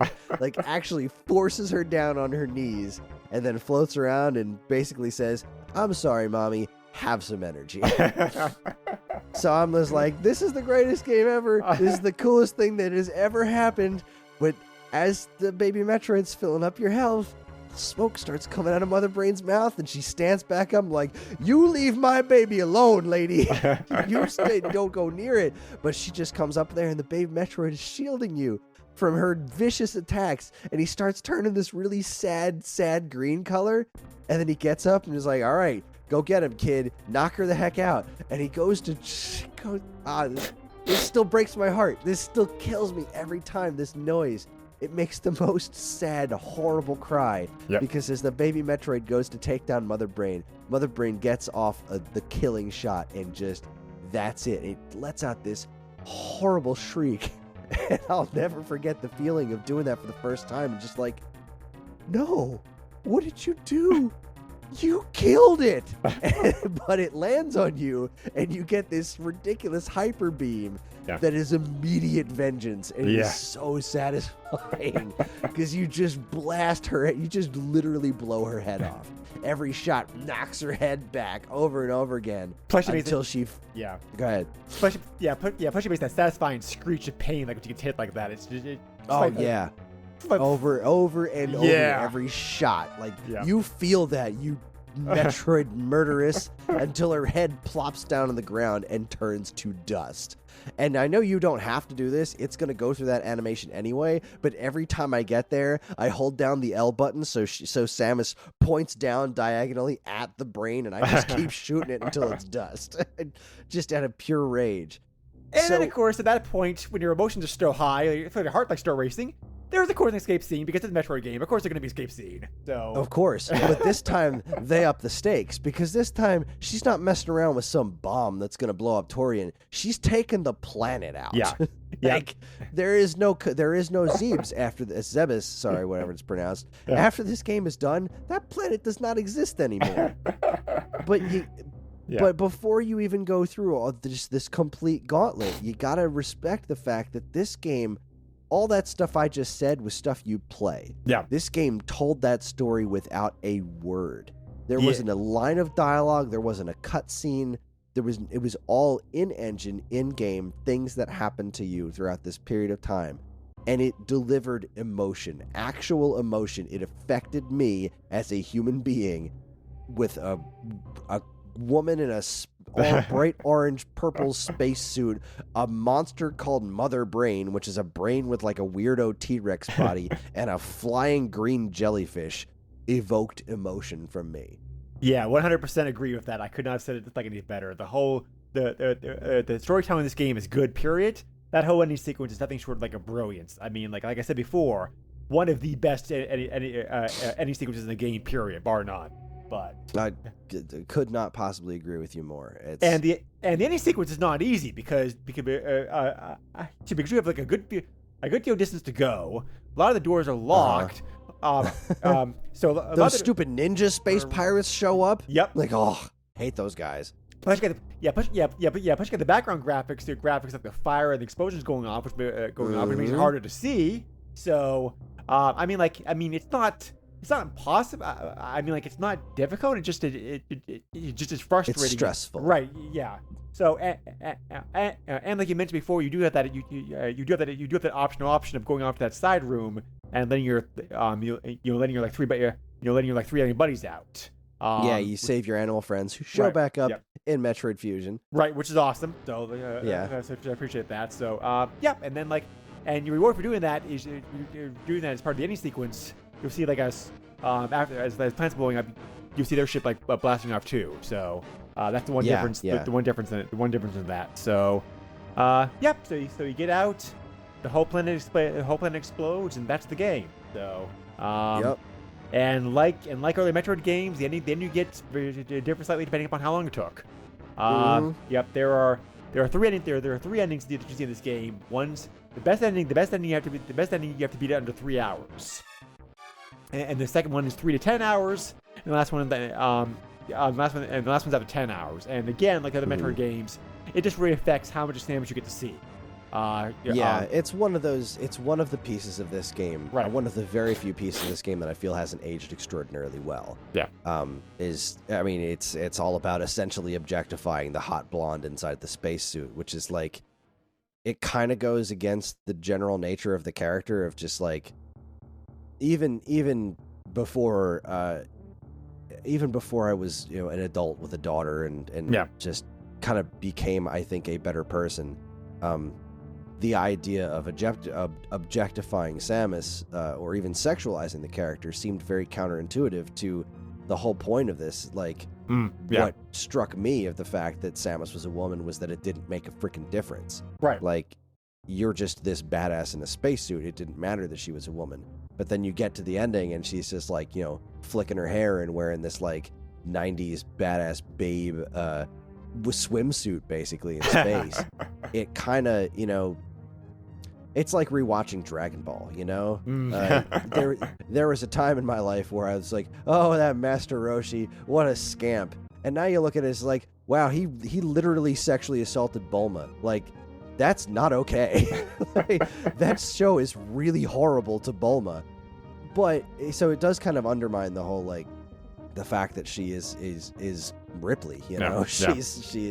Sexualizing her to that extent is something that I think is at least worth mentioning. But it is a small black mark on an otherwise darn near flawless experience. Well, I agree with you on most of that. How he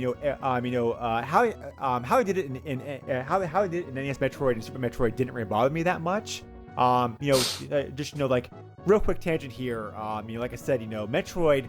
The original Metroid was a very hard game. I didn't have as a kid, but my friends did. And I remember like we decided finally to just take like one spring vacation and just simply take the whole week for like 4 or 5 of us, just like camped out in his basement, taking turns, mapping the heck out of that game, trying to figure out how the heck to actually be able to thought we would beat it. So we finally got to the point where we had everything mapped out, and we're like, okay, that's took like 40, 50 hours. Let's just start over again and just like play again from the start, just so we know like what to do and then do it more efficiently. So because of that, we got the best ending of the game, and we're all like, oh, I was trying to think here. We're all like 8 to 10 in age at this point. So the sheer shock of realizing that Samus was a woman.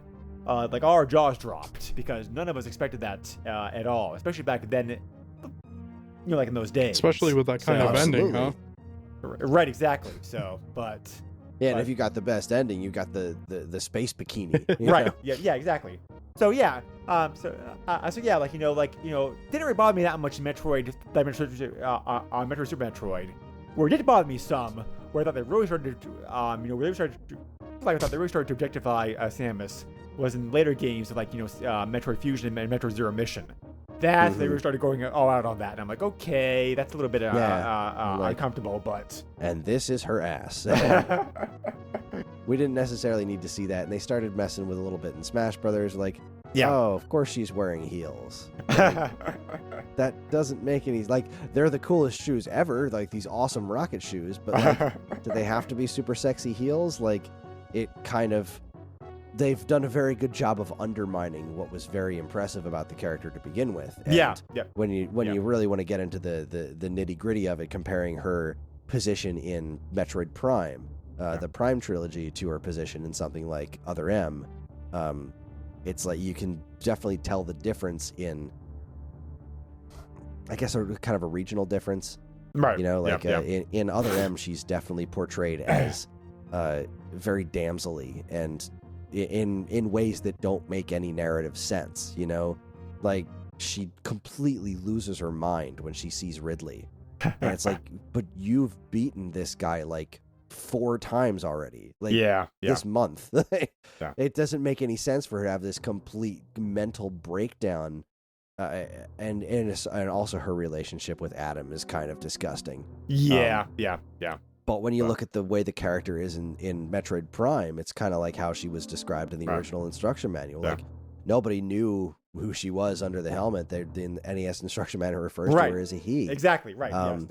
Because it didn't matter, and everyone just respected Samus. And, like, I really liked that when, Samus, as a bounty hunter, was working with the Federation in, like, the Prime games, and just that mutual respect, like, I'm not going to mess with that woman. Right. And I did really like, like you mentioned, like later games, just my personal thought. We mentioned before how it was a very nice touch how Super Metroid brought in elements from Metroid 1 and Metroid 2. I really loved how Metroid Fusion, you just kept going with like the same plot line, but I mean, Fusion is masterful. The storyline has a couple issues. But I did really love the fact how they called it Metroid 4. They really did actually like take the events from the earlier games and use in that game to continue things. So it's like, whatever happened to other, so like why they decided to change things so radically for Other M, I'll never know, because it's just like a complete, like a whole new like a whole new team came to work on it who had no knowledge, appreciation, or respect about the original series. As far as that's But yeah. it wasn't, which is what's freaky. Yeah, that's why I don't. It does not make a lick of sense. This was Yoshio Sakamoto directed the thing. Yeah. Yoshio Sakamoto, I believe, was he was a game designer on the original Metroid. Yeah. And he was I believe the director on Super Metroid too. Yeah. He was a director and scenario writer. Right. Yeah. It was his official title on that. Yeah. But it just makes no sense. It doesn't make any sense because it was such a retread of Fusion, you know? Yeah. Fusion was on a ship that had different sections of the ship that were, mimicked environments from SR-388. And Other M just basically retreaded that same ground. Instead of putting you on a planet to explore, you were again on a spaceship that mimicked different areas. And it was constantly at odds with itself because, like I was saying, the whole bit with her and Ridley that's the best Ridley fight in the series as far as I'm concerned. That Ridley battle is amazing. And everything that Team Ninja did was pretty darn cool. Yeah, there are a lot of good things in that game, right? So there's a complete dichotomy in that scene, exactly. Because so Samus completely loses her mind, terrified to the extent where she can't even concentrate enough to keep her spacesuit on. At the very sight of Ridley. Yeah. But then when you start fighting Ridley and she's like jamming her gun in his mouth and grabbing him by the tail and doing all kinds of other wacky stuff, like the Samus that fights him is not the same Samus that's in the cutscene that precedes it. Right. It's just a completely different take on the character. And this game was so constantly at odds with itself. Yeah, and I know. I mean, you could also... There's so many more layers to peel back on that. Right. From the controls to the weird... The baby. Yeah. The baby. God. They spent that time. Yeah, it's strange. It doesn't make any. Yeah, it's like the game. The game has the foundation to be good. The graphics are good. The battles, like I said, are very impressive. They got Jennifer. They got Jennifer Hale, one of the best voice actresses, period, to come in to voice Samus. Wait, really? Production value. Yeah. I feel like that's kind of a mistake. She's a very good voice actor, but I really don't see Jennifer Hale being Samus. I'm sorry. The performance was not great, and really, and she got a lot of flack for it, for being like super flat with her performance. But that was the direction. Yeah, not her fault. That's the script. That's the script, and that was the direction. She was supposed to act that way. Yeah, and it didn't need to be like that. It really didn't. And just making her so petulant as a young woman in the Federation, and her creepy relationship with Adam, and all the stuff with the weird Ridley baby that was like this weird, cute little monster that turned into giant mutant Ridley, and the story was just anime nonsense. I know nothing about this game, and you explaining it just makes it sound like I don't even know. Like a mess. Yeah, the story in this game is a freaking dumpster fire. Like, there's the whole trailer, the first like big trailer for this game that was like completely floored me at E3. I'm like, oh my god, this game looks incredible. And there's this one scene where this dude like pulls up his helmet and is like, remember me? And I'm like, no, I don't. You've never been in a Metroid game before. Why is this a centerpiece here? This is ridiculous. I wonder if it was one of those games that was like, oh, we should try to appeal to Western audiences. Do you think it's one of those games? Well, because it seems like whenever Japanese companies, it's not always the case, but whenever a game, they're just like, oh, we should try to appeal to Western audiences, and it's like, wait, no, this game is just really weird and bad. Well, I was going to mention this later on, but this is this is a good time to do it. The game Metroid sold very well. They sold about 1.42 million copies worldwide. But the sales of this game were much, much stronger in North America than they were in Japan. The Metroid series has always been a series. A series is one of the two series has always sold much better in the West than Japan for like one reason or another. Just to test you like real quick, Chris, a trivia question. Do you know the other franchise that's always sold? It's always done much better in the West. Other Nintendo franchise? No. So I'll give you a hint. There's another. There's two big franchises that have always done much better in the West as opposed to Japan. Metroid's one of them, and the other one is also like a very well-known franchise. Yeah, you got me stumped. I Yeah. can't think of anything off the top of my head. Metal Gear Solid. Oh, huh. Yeah, that Always makes done much sense. better in the Wii. Yeah, Yeah, that makes sense. Yeah, always done much better in the West. So, which is a big reason why Metroid Prime they decided to they decided to give the to let a company from Texas handle the development of it, because it's like, the series has always done much better in the U.S., so let's let a U.S. company do it. So, They did a pretty bang up job, and then they gave it back to a Japanese company, and we wound up with Other M. yeah. And So- to be fair, we saw touches of that in Metroid Fusion, where True. you go we did. from We Samus did. being the silent protagonist to Samus not shutting the heck up. Like, you go in an elevator and you're just like, oh, I talked to Adam Malkovich. We had this weird relationship, and like now I have to talk to this computer, and he calls me lady like Adam does, and it bugs me, and blah blah blah blah blah. blah. And it just it really ruined a lot of the pacing. Like, I love Fusion, I do. I've played through it dozens of times. But I it's do too. got some problems. It you does. know? It does have some problems. So It tries to kind of mimic that whole the whole baby Metroid saving you thing with like the X Parasite trying to take on the weirdo Omega Metroid. Like, great pulling the Omega Metroid from Metroid 2, but this like, I don't have an attachment to the X Parasites. Like, I never have. They've been terrorizing me the whole game. I don't like these things. yeah, right. So the whole idea with that X chasing you around the ship for the whole game was very cool, I thought. Oh yeah, the SAX is way cooler than Dark Samus, and Dark Samus is pretty freaking Wait, cool. what? Dark So, Samus? that's a Metroid. Dark Samus is Metroid Prime. So Metroid Prime is like this crazy, funky version of Metroid that you fight at the end of Prime. And after you beat it, it's like this whole phase-on thing. It decides to mimic your suit, since you're like basically the apex predator at this point. Yeah. So the Metroid Prime for the remainder of the Prime trilogy is mimicking you as Dark Samus. But in Metroid Fusion, I love the story of Fusion, where it's just like, hey, remember that time you went over to SR388 and committed genocide and killed an entire species? Well, their food source has now overrun the entire planet because you screwed up the entire ecosystem, you moron. So the X-Parasites are like, that's the whole premise behind this game, is that the X-Parasites, like, the Metroids were what kept them in check, and now that there's no Metroids, they're like screwing up a bunch of stuff. Right, And, but yep. Yeah, no, it's the fact that and they also like tied in the story because the big Metroid who sacrificed like his life for you, some of his DNA ended up like in your body. So scientists scientists are able to use that to create a serum to save Samus like in the affection of the X parasites. So and essentially turn you into part Metroid, which is awesome. But the X parasites, the thing that they can do is they can mimic different life forms, and they find because she was infected with the X parasite when they went back to SR388, and they had to surgically remove her suit because her suit is this weird Chozo design that's like part of her body more or less.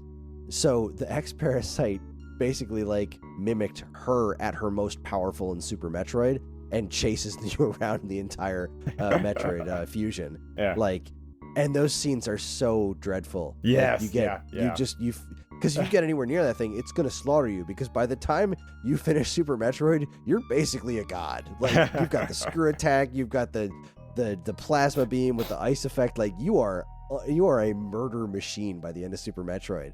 So having like not just like this mirror dark version of yourself, which is done to death in billions of games, including Metroid with Dark Samus, this was like not an evil dark version of you. This is a completely mindless predator that is mimicking you at your strongest, and that is terrifying. Yes.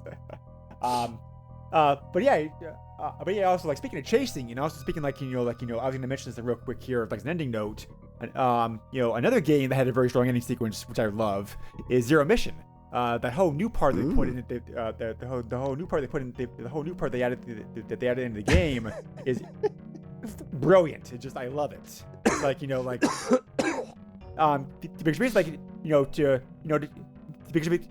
because to make Metal Gear reference again, you're basically like Metal Gearing sneaking around trying to like save her ass, but because it's like because I was laughing just because that whole sequence always makes me chuckle because it's just like, all right, I beat Mother Brain, time to relax, and she just takes off her spacesuit and just like, all right, now I'm just kind of chilling here, let's fly away. Oh no, more space pirates, and now like stranded back on the planet, no power suit. And it's like, This is what you get for counting your chickens, Samus.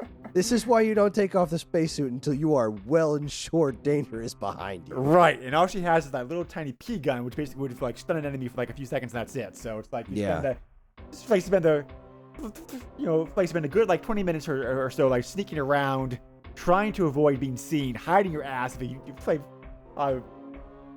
do get seen, working your way through the ruins like finally when you fight the when you find that Chozo artifact and get your suit back, you're just like it makes you feel so good because you're just like, okay guys, paybacks a blank. Yeah. Yup, that's exactly how I feel when you get that power suit back. Like, what's up now, guys? Huh? You want to know what a super missile tastes like? Because I got a couple of them for you right here.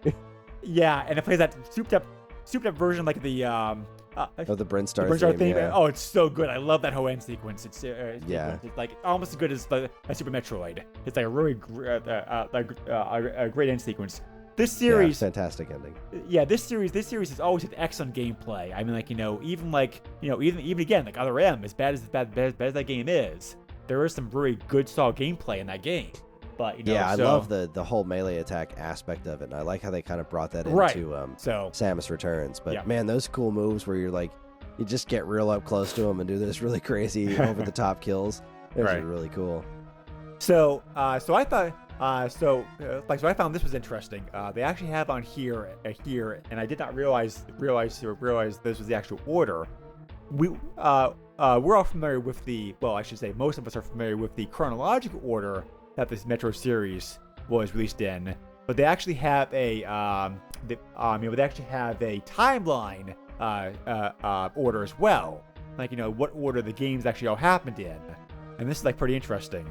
Do you have a guess as to what this may be, Chris? Because there's some surprises here as far as the actual story like chronology list goes. All right, the Prime trilogy, I believe, takes place between Metroid 1 and Metroid 2. So it's Metroid / Metroid Zero Mission, then Prime 2, Prime 3, 2 / Samus Returns, Super Metroid, then Other M, then Fusion. I think you got it right, yeah, because... Yes! Did I forget anything? I don't know where Federation Force takes place, and I don't care. Yeah, I was going to worry about that, because Zero Mission, the Prime games, like Samus Returns, Super Metroid, Other M, and Fusion, I'm just like... I did not realize they stuck that they stuck Other M between Super Metroid and Fusion, because I'm going like, what? But it makes sense. It takes place right after Super Metroid because she's having all the flashbacks to that. Yeah, but she's not in her Fusion suit yet, because that's the thing that bugs me about Fusion. We haven't found out what happens after that. Like, she's part Metroid now. That was a really cool gameplay thing. I want to see where this goes, and it just haven't. Just to answer your question, they put Federation Force is happening after the it's happening after like Prime 3 corruption. So neat. So and Hunters. I forgot about Hunters too. Hunters fits between like 1 and 2. All right. So interesting. Yeah, Hunters is a weird game. It is nice game, but weird game. But nice. That's where I learned that game was nice. There's not really a Metroid game I hate. So I mean same here. Right. I mean, it's one of those reasons that when people ask me what my favorite game series is, it's really hard to answer, because it's usually between this and Zelda for me. But on one hand, there haven't been any bad Metroid games, but there are definitely bad Zelda games. Oh yes, so definitely. it's a very weird toss-up. Even the weird stuff, there's been fewer weirdo things with Metroid, just as there are fewer games overall than there were in Zelda. But Metroid Prime Pinball is great. Oh yeah. Link's crossbow training is pretty fun. So it is a weird situation. There are no CDI Metroid games, so it's got that going for it. Thank God. Yeah. Chris has suffered through those games like with charity in the past, and it's not fun. Somebody should have They're written so like a awful. $1 million check for that then. They really should have. Those games are. It's one of those experiences that I tell people, like, you don't know how bad they are until you actually hold the CDI controller in your hand and try to play them. Well, actually, to be honest, the last game. What was the last game? The third Breath one. of the Wild? No, the Zelda CDI games. The third and last one that they made. What was that one? Zelda's Adventure. Yeah, I actually had a little bit of fun playing that. You're crazy. I hated that one more than the other one. I'm going to say this right now. I hated You're that one more than the crazy. other You ones. are absolutely You insane. are out of your mind. Yes. That game was even worse trash than Faces of Evil and Wand of Gamelon. Yeah, You're just walking around with that stick. There's so much loading time between every single screen, and I didn't finish it because it is absurdly difficult. I want to barf all I over feel that game. like Greg says like some controversial stuff on purpose sometimes. Well, I actually could stomach that game like I read the first two games. So I don't know, but The first two ones I got some sort of perverse pleasure out of because they're just hilariously bad. It's like comparing Street Fighter the movie to Street Fighter the Legend of Chun-Li. jeez. Like Street Fighter the movie is terrible, but it's like kind of endearingly so. You know? You know, you got Gomez Adams there being all like, Raul Julia was a freaking treasure in that movie, you know? But like Legend of Chun-Li is difficult to, like, that movie makes me uncomfortable. Like it is gross. Yeah. And that's how I feel about Zelda's Adventure. Like the other two are just like, wow, this is so bad. And the other one is like, it's like watching Mystery Science Theater tackle Manos the Hands of Fate. Just like, there's so many points where it's like, what can I even say? Oh boy. I had something. I definitely had some of the same reactions, like some of the Resident Evil movies. So I probably would be safe in saying that Super Metroid is your favorite game of the franchise. You would be absolutely correct. It's one of my favorite games of all time. Definitely favorite. I actually would rank Zero Mission a little bit above this, only because the fact that it's like an excellent remake. But Super Metroid is a very, very good game. You know, I definitely love it. I love it a lot. So Zero Mission never connected with me. I mean, I loved Zero Mission, but I mean, I blew through that game in no time.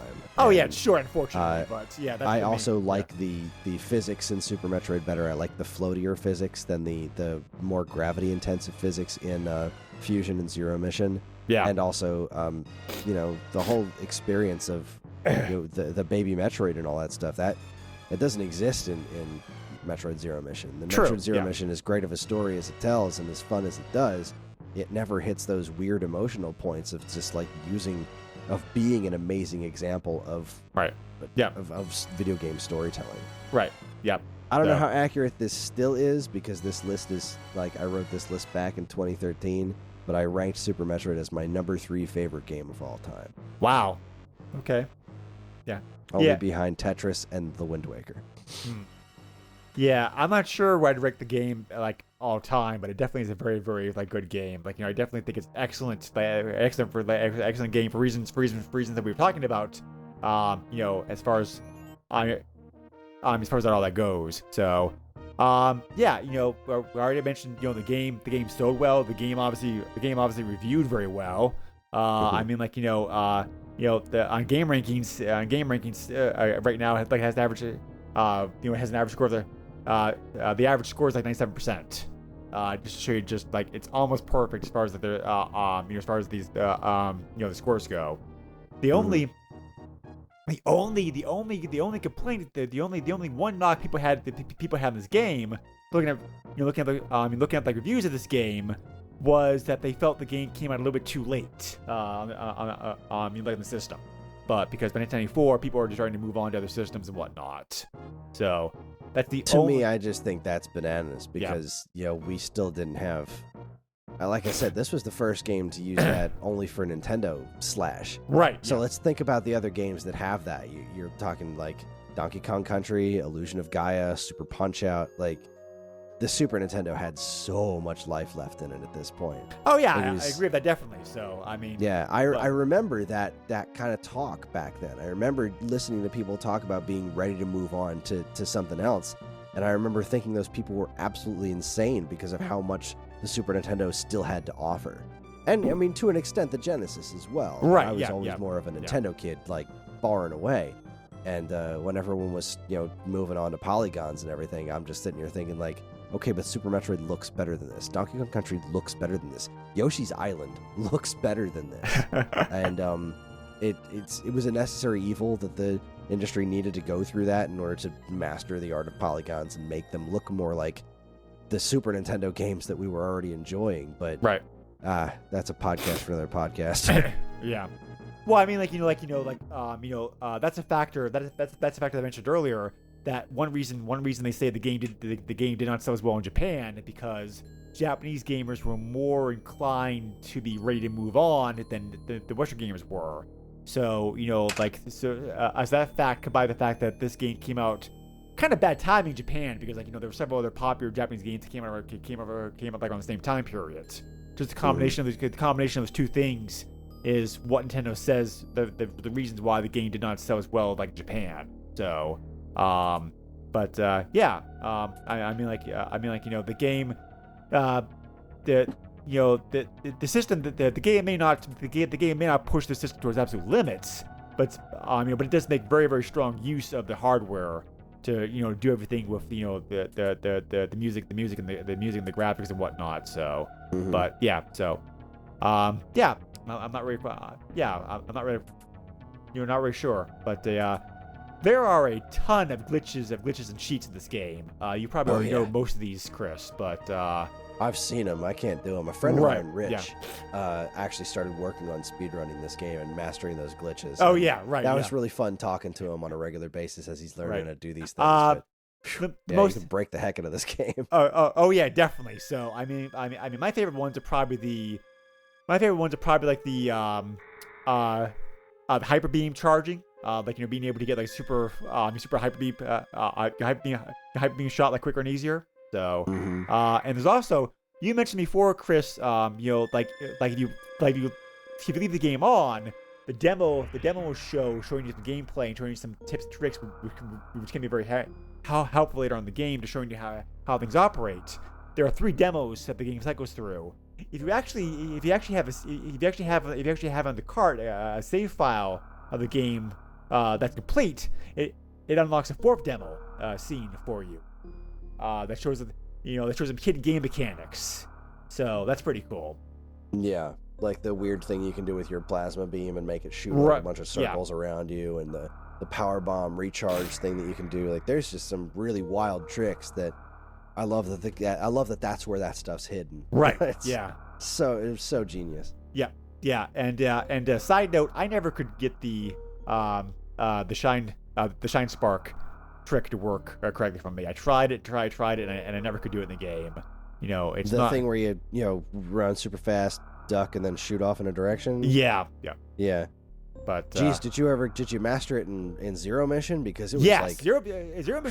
Zero Mission, I actually found it like easy to pull off in that game for some reason. took that to the next level where you had to chain shine sparks together to get like some of those weird things. Like, okay, Yeah. now you got to run, and then you got to quick go into morph ball, and then you got a morph ball shine spark. Like, that stuff was bananas. Yeah, I can't explain it. Just like I just found it easier to do in Zero Mission for some reason. But yeah. So, anyway, George, I know that you didn't really have an experience with this game beforehand. Did you at least like it? Is this game that you may come back to later on? Nope. Okay. I Fair enough. did not like playing this. Okay. Do you like this type of game? No. Well, that Yeah, explains exactly. Asking the right questions Yeah. here to make me not look like a bad guy. Yeah, well, I mean, end of the day, it's like if you don't like this kind of game, then yeah, of course you're not of gonna course like not, Super no. Metroid. Yeah. But yeah, I mean, like, this game's, a lot of folks consider this game to be one of the first, like, so-called Metroidvania games.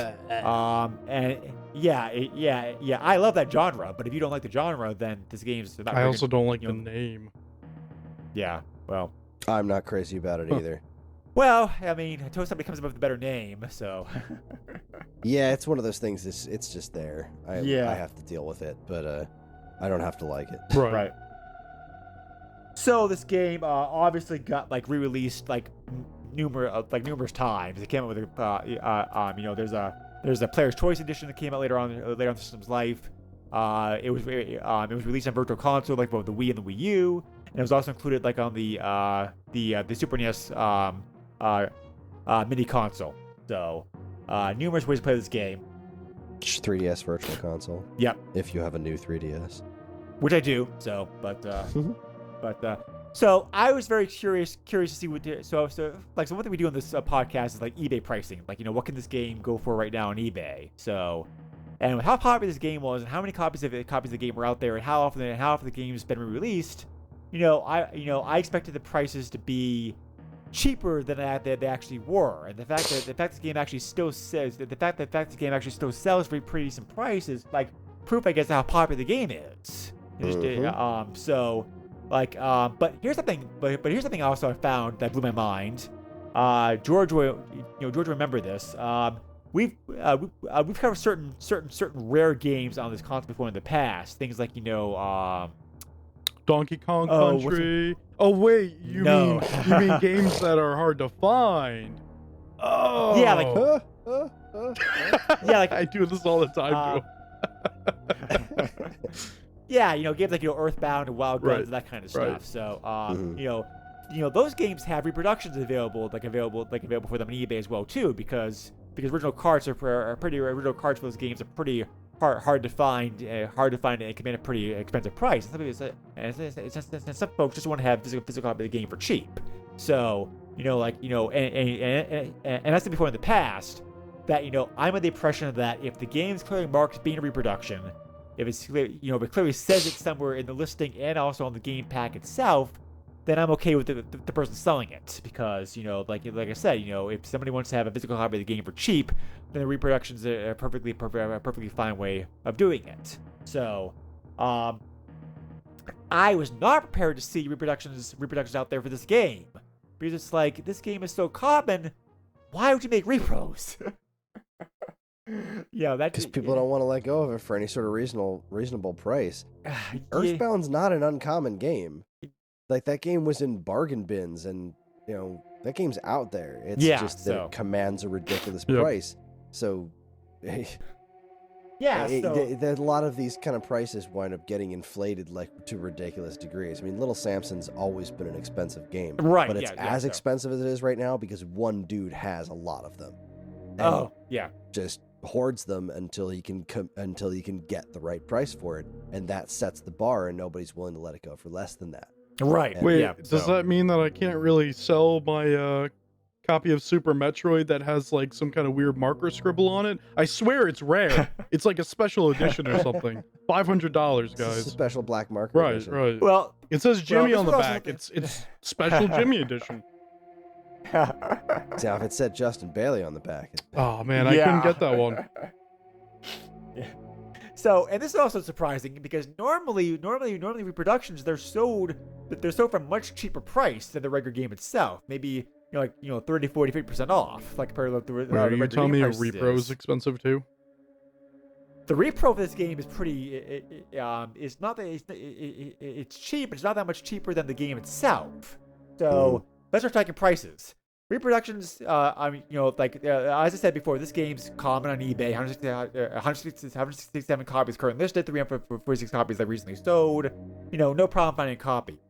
Reproductions, and these prices all these prices include shipping, and these are all from North American sellers. Reproductions was selling $19. So. Doesn't sound that bad when you also realize until you find out that carts start selling for $20. cards are anywhere from $20 to $64.50. I thought you were gonna say So- like repros are selling for like 50 plus. We're like, what? I mean, this isn't too bad, yeah. to be honest. No, it's not bad. It's just surprising to see the repros are not really that much more expensive. It's like, it's like you pay just pay an extra $4 to get an extra card. Yeah, but also it's one of those things where like I'm sure manufacturing costs and whatnot, like you can't really sell it for much less to make a profit. Yeah. So But there must be a market out there for repros like they wouldn't exist. I guess. So it's I like, don't know. Yeah, it's very strange. it is strange. But, Well, it's a weird thing, but I don't know. so I don't have anything of value to add to that conversation. CIB copies. Now what's it like to be me? I'm like this all the time on my other podcast. So, as usual, CIB copies vary wildly. They sold anywhere from $62 to $256 for a pristine copy of the game out there with like the Nintendo Power insert and everything else still with it. There was a sealed copy of the game that sold also too. Original print run, not the greatest hits one. For $406. Player's choice. Yeah, this player's is not choice. PlayStation. Nope. So $406 sealed copy that went for. So Wow. It's a lot of nuts. yeah, sealed collectors. Sealed collectors are a whole different market. That's all I can say about it. Well, it's still got nothing on Hagane. It's still up there. How's Aero Fighters doing? But probably just as expensive. Aero Fighters. All right, let's see. CIB Aero Fighters is $14.78 on average. Oof. And Hagane dropped below it recently. Yeah, it's at $13.49. Yeah. So. But yeah. Anyway. Fun fact: I have both. of Oh, these games. time to sell. I can't bring myself to do it. I've thought about it because, like, especially Aero Fighters, I really have no connection to that game. But man, I just can't bring myself to It's like sell it because, Bitcoin. You gotta wait for it to be like really expensive, and then you sell it before it goes down again. As if I sell it, I'll never see it again. I had a recent experience where I traded somebody a copy of Albert Odyssey for Saturn, which is a game that I've had since my Funko-Land days, and I just don't care about it. But he was trying to make a complete Saturn set, and so he offered up a trade of that for Final Fight Guy. Oh. See, now Final Fight Guy, I've always wanted, and those games are like really similar in price. So I was like, yeah, I'll make that trade. So it's still like every time I look at my Saturn games, I have this weird twinge, like, man, that's one of the most expensive Saturn games, and I used to have it. But now I have Final Fight Guy, so I just have to snap myself back out of it. But Yeah, we'll have to cover that game at some point because we haven't covered like a Final Fight game yet. Right. But Aero Fighters I've not played either. Is that actually like a decent game or is it like trash? yeah, it's pretty good. Okay, all right. It's a scrolling shooter, and it's a really good one too. Okay, all right. So I Cool. think that game I think the reason that game skyrocketed in value is because there's this weird online movement called Nerd Fighters, and it's called Nerd Fighters because it's some internet dude who saw an arcade unit for Aero Fighters that said it looked like it was called Nerd Fighters because of the font. And so it just kind of like copies of the Super Nintendo game, which was the original Aero Fighters, was like, oh, I gotta get this game, and it was actually scarce. Like, that's one of those games that's expensive, one because of some weird cultural thing, but also because it is legitimately scarce and also very good. So I could be wrong on that. I know there's something to deal with Aero Fighters and Nerd Fighters, and I'm just assuming that that's part of why the game took off in the aftermarket, because I don't remember this game being a big deal. No, yeah. So. And then all of a sudden, it's like one of the most expensive Super Nintendo games, and I think that's why. But yeah, so Super Metroid holds its value pretty well. I was surprised to see this game still getting these prices. But I think it's don't get me wrong. I think it's worth the price. Like $20 for this game is like definitely worth it. But absolutely. But so it's like I was just surprised to see the because like I said, the game's been released so many times since then. So, but yeah. Anyway, this was a very fun game to go back to. it's always like a fun romp going through it, I think. So, yeah, definitely excellent game. Maybe definitely one of the best games on the system, bar none. Probably one of the best games Nintendo has made. But Chris and I have certainly gushed about this game like enough for a different podcast. And George, all I can say is, I understand why you don't like this game. I'm sorry that you don't like the game, but I do appreciate where you're coming from, and and so I do thank you for being willing to be dragged into this fun fest with us. So. Thank you for tolerating us gushing I feel about like this game. I feel like this is done on purpose sometimes. No, we are gonna have to cover some other big popular games later on down the road that you're not probably gonna like, George. So, like Mega Man X is coming eventually. So, Whoopee. I love I'll just say it Mega now. Man X. Yeah, I do too, but I know he doesn't like it, so I'll just say it now. I'm sorry. Just watch a Let's Play and listen to the soundtrack. You'll be good. That way you don't have to play it, and you can just listen to experience all the best. Nah, I of gotta it, which is play the it. visuals and the music. Yeah, you do. But I mean, have you played X before? Not Nope. to go on too much of a tangent. X does have some pretty different feel from the NES Mega Man games. It's does. sharper definitely, and it has a dash move. It's probably not going to change your mind on Mega Man overall, but I do think that I've personally found X to be a more playable game. If I'm just really stripping it down, I find that to be more playable than the NES Mega Man games. So I don't know. You might like it. Okay, you might not hate it. I do remember George having a couple kind thoughts to say. I do remember George having a couple kind things to say about Mega Man X. Back we covered that in PlayStation Power. So but yeah, possibly. You mean hopefully. Mega Man 8? I said that. No, you said X. You said X. Oh, I did. Okay, I was trying to say 8. Yeah. Same thing, right? But no. Mega Man 8. Definitely not. But Dr. Wiwi. Mega Man 8. So All right. So this is a good segue talking about the podcast, everything else that we do. George and I also do the PlayStation Power podcast together. We cover PSP, PS1, and PS2 games. And George also does some additional podcasts on his own. George, which podcasts are those? SNES podcast.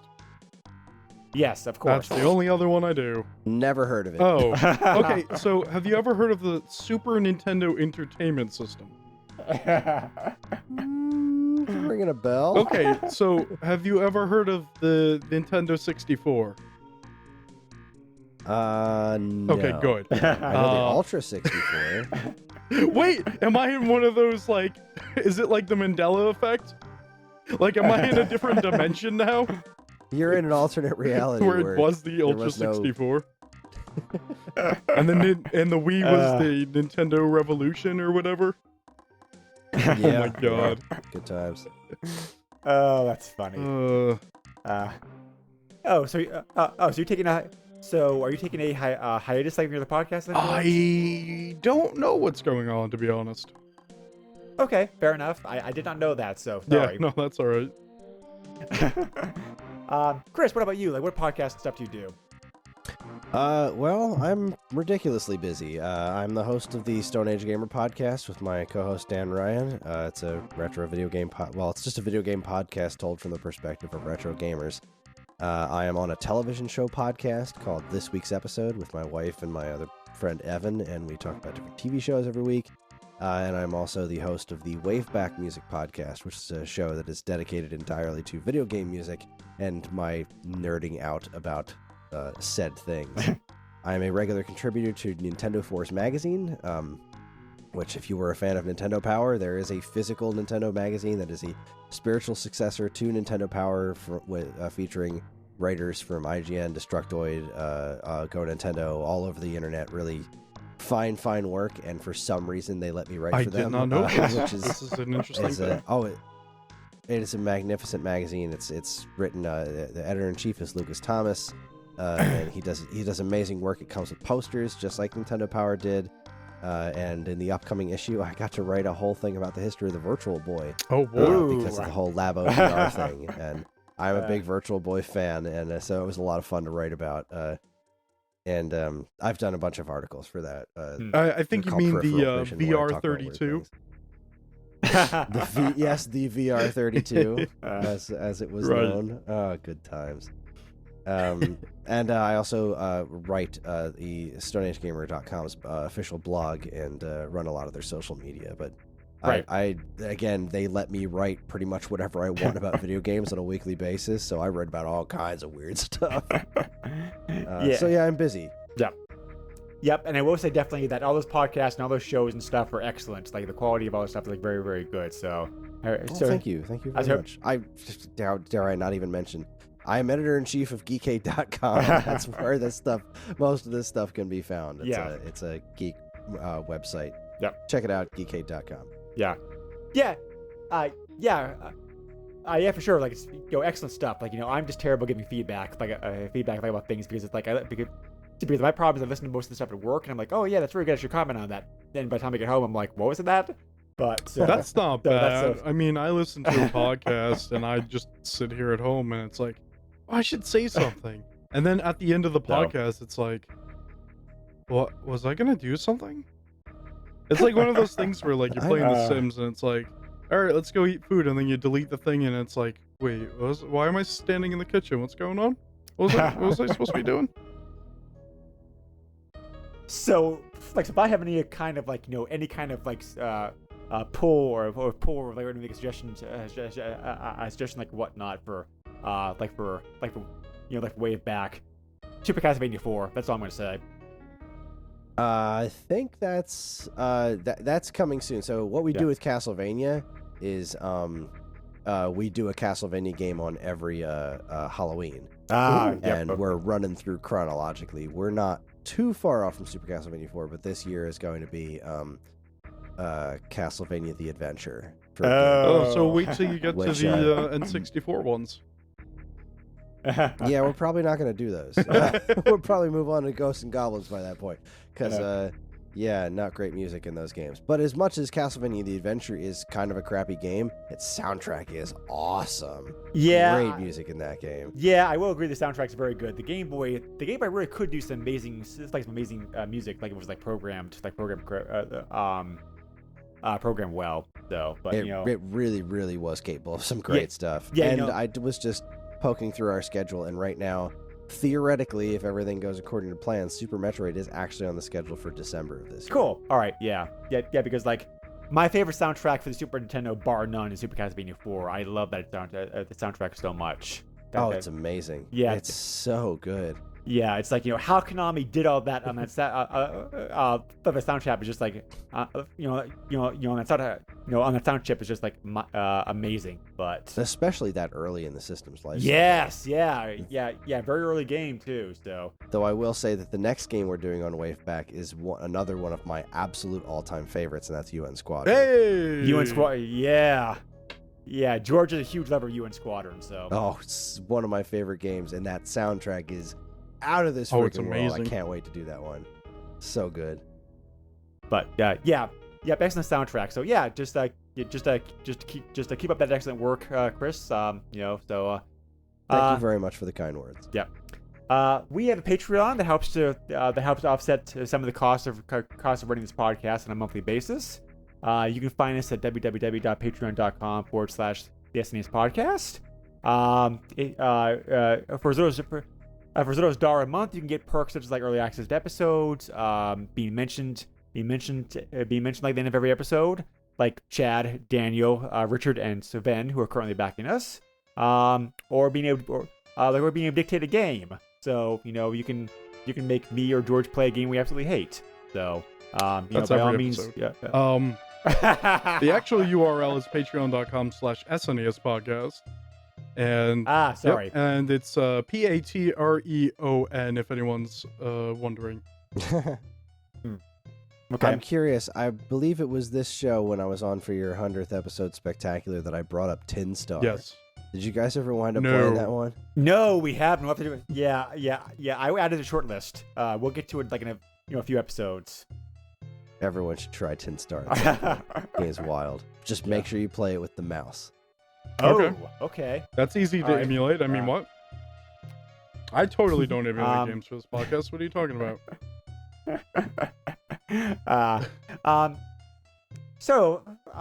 Yep, so if you want to give us feedback, we have a Facebook page. You can also send me an email directly if you want to at the SNESpodcast@yahoo.com.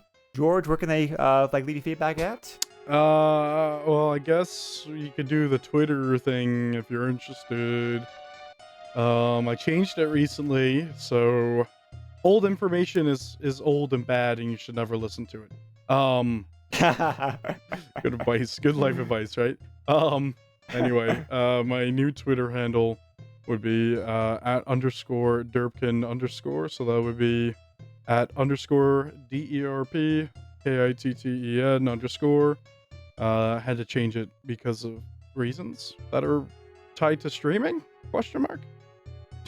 Okay. It's a question for you. You should answer it on your own time. Anyway. How mysterious. Yeah, all right. But yeah. So awesome. Finally, next time on the podcast, we are covering a Patreon suggestion, not a pick per se, just like a game that somebody on there suggested. And it was a game, it was a game I was curious to play. So we were going to get to it eventually. Sooner or Whoa, later. that's weird. No, it's not. No, not yet. But thanks for the reminder, Chris. I will add to the list, and we'll get to that one eventually. But next episode, we're covering Kirby's Dream Course. Oh, what a great game. Yeah, I do like mini golf a lot, so it's been a very fun game so far. We played it already, and there was one course that took us like 20 shots again to the hole. Please play the multiplayer mode. We did already. Yeah, we did. Yeah. Excellent. Yeah, excellent. We did. Yeah. That is multiplayer Kirby's Dream Course is where that game shines. Oh, it included a lot of me cursing at Greg. Yeah, exactly where it shines. Yeah, it's a very Mario weird, Party, eat your heart out. Yeah, it's a very weird, weird half competition, half cooperative game mode. It's very strange. Yeah. So, but yeah. So the only mini golf game on the console, as far as I know. So that can't be true. Well, mini golf's more popular on computers. So, if you look at that format, there's a lot more mini golf games out there, whatnot. But the only other console mini golf game I'm aware of is the 2600 mini golf game. Well, it's okay actually, for what it is. So I guess. But anyway. So, Chris, thank you again very much for being on this episode and for sharing us your vast and enormous Metroid knowledge. We very much appreciate it. Well, thank you very much for having me and letting me, go nuts. We will have you back at some point in the future, I'm sure. To geek out another game. I'm sure you have other great games that you love that we've not covered yet. 10-star. There's a great many. I believe, just to throw that out there, I believe there is a Japanese Super NES mini golf game. Okay, yep, that makes sense. I was thinking about I was thinking only about the Western market. I wasn't thinking about Japanese stuff. So that makes out sense. Of bounds or something. But yeah, good times. Right. So all right. So thank you again for taking the time to be here with us. Of course. George, thank you always for joining me. Yep. and for stomaching the game. So I had to take Tums after playing this game. No, that's not true. No. That's not true. No. Yeah. Yeah. Well, I think final thoughts and Chris, I think I already know what you're gonna say about this. Super Metroid I think still holds up very, very well today. I mean, there are some creature comforts I wish this game did have that I'm used to modern games. But as far as playing this game now in 2019, I'm still very pleasantly surprised how the game plays. It still feels, looks, and handles very well today, I think. So it's still a very fun game to go back to. I agree. I think Super Metroid is it's just about as close to video game royalty as you get. It's right up there with Super Mario World and Link to the Past. Yes. it is a flippin' masterpiece. I do agree that it is a very easy to go back to, and if they eventually do decide to give this the remake treatment like they've done to Metroid 1 and 2, they'd better be very careful. Right, definitely. So, all right. Thank you again very much for taking the time to listen to us, and we'll see you again soon. Take care, everybody. Bye. Nintendo controls 80% of the video market. But no matter how you play the game, or which game you play, things definitely have come a long way since Pac-Man. Now you're playing with power. Deep power.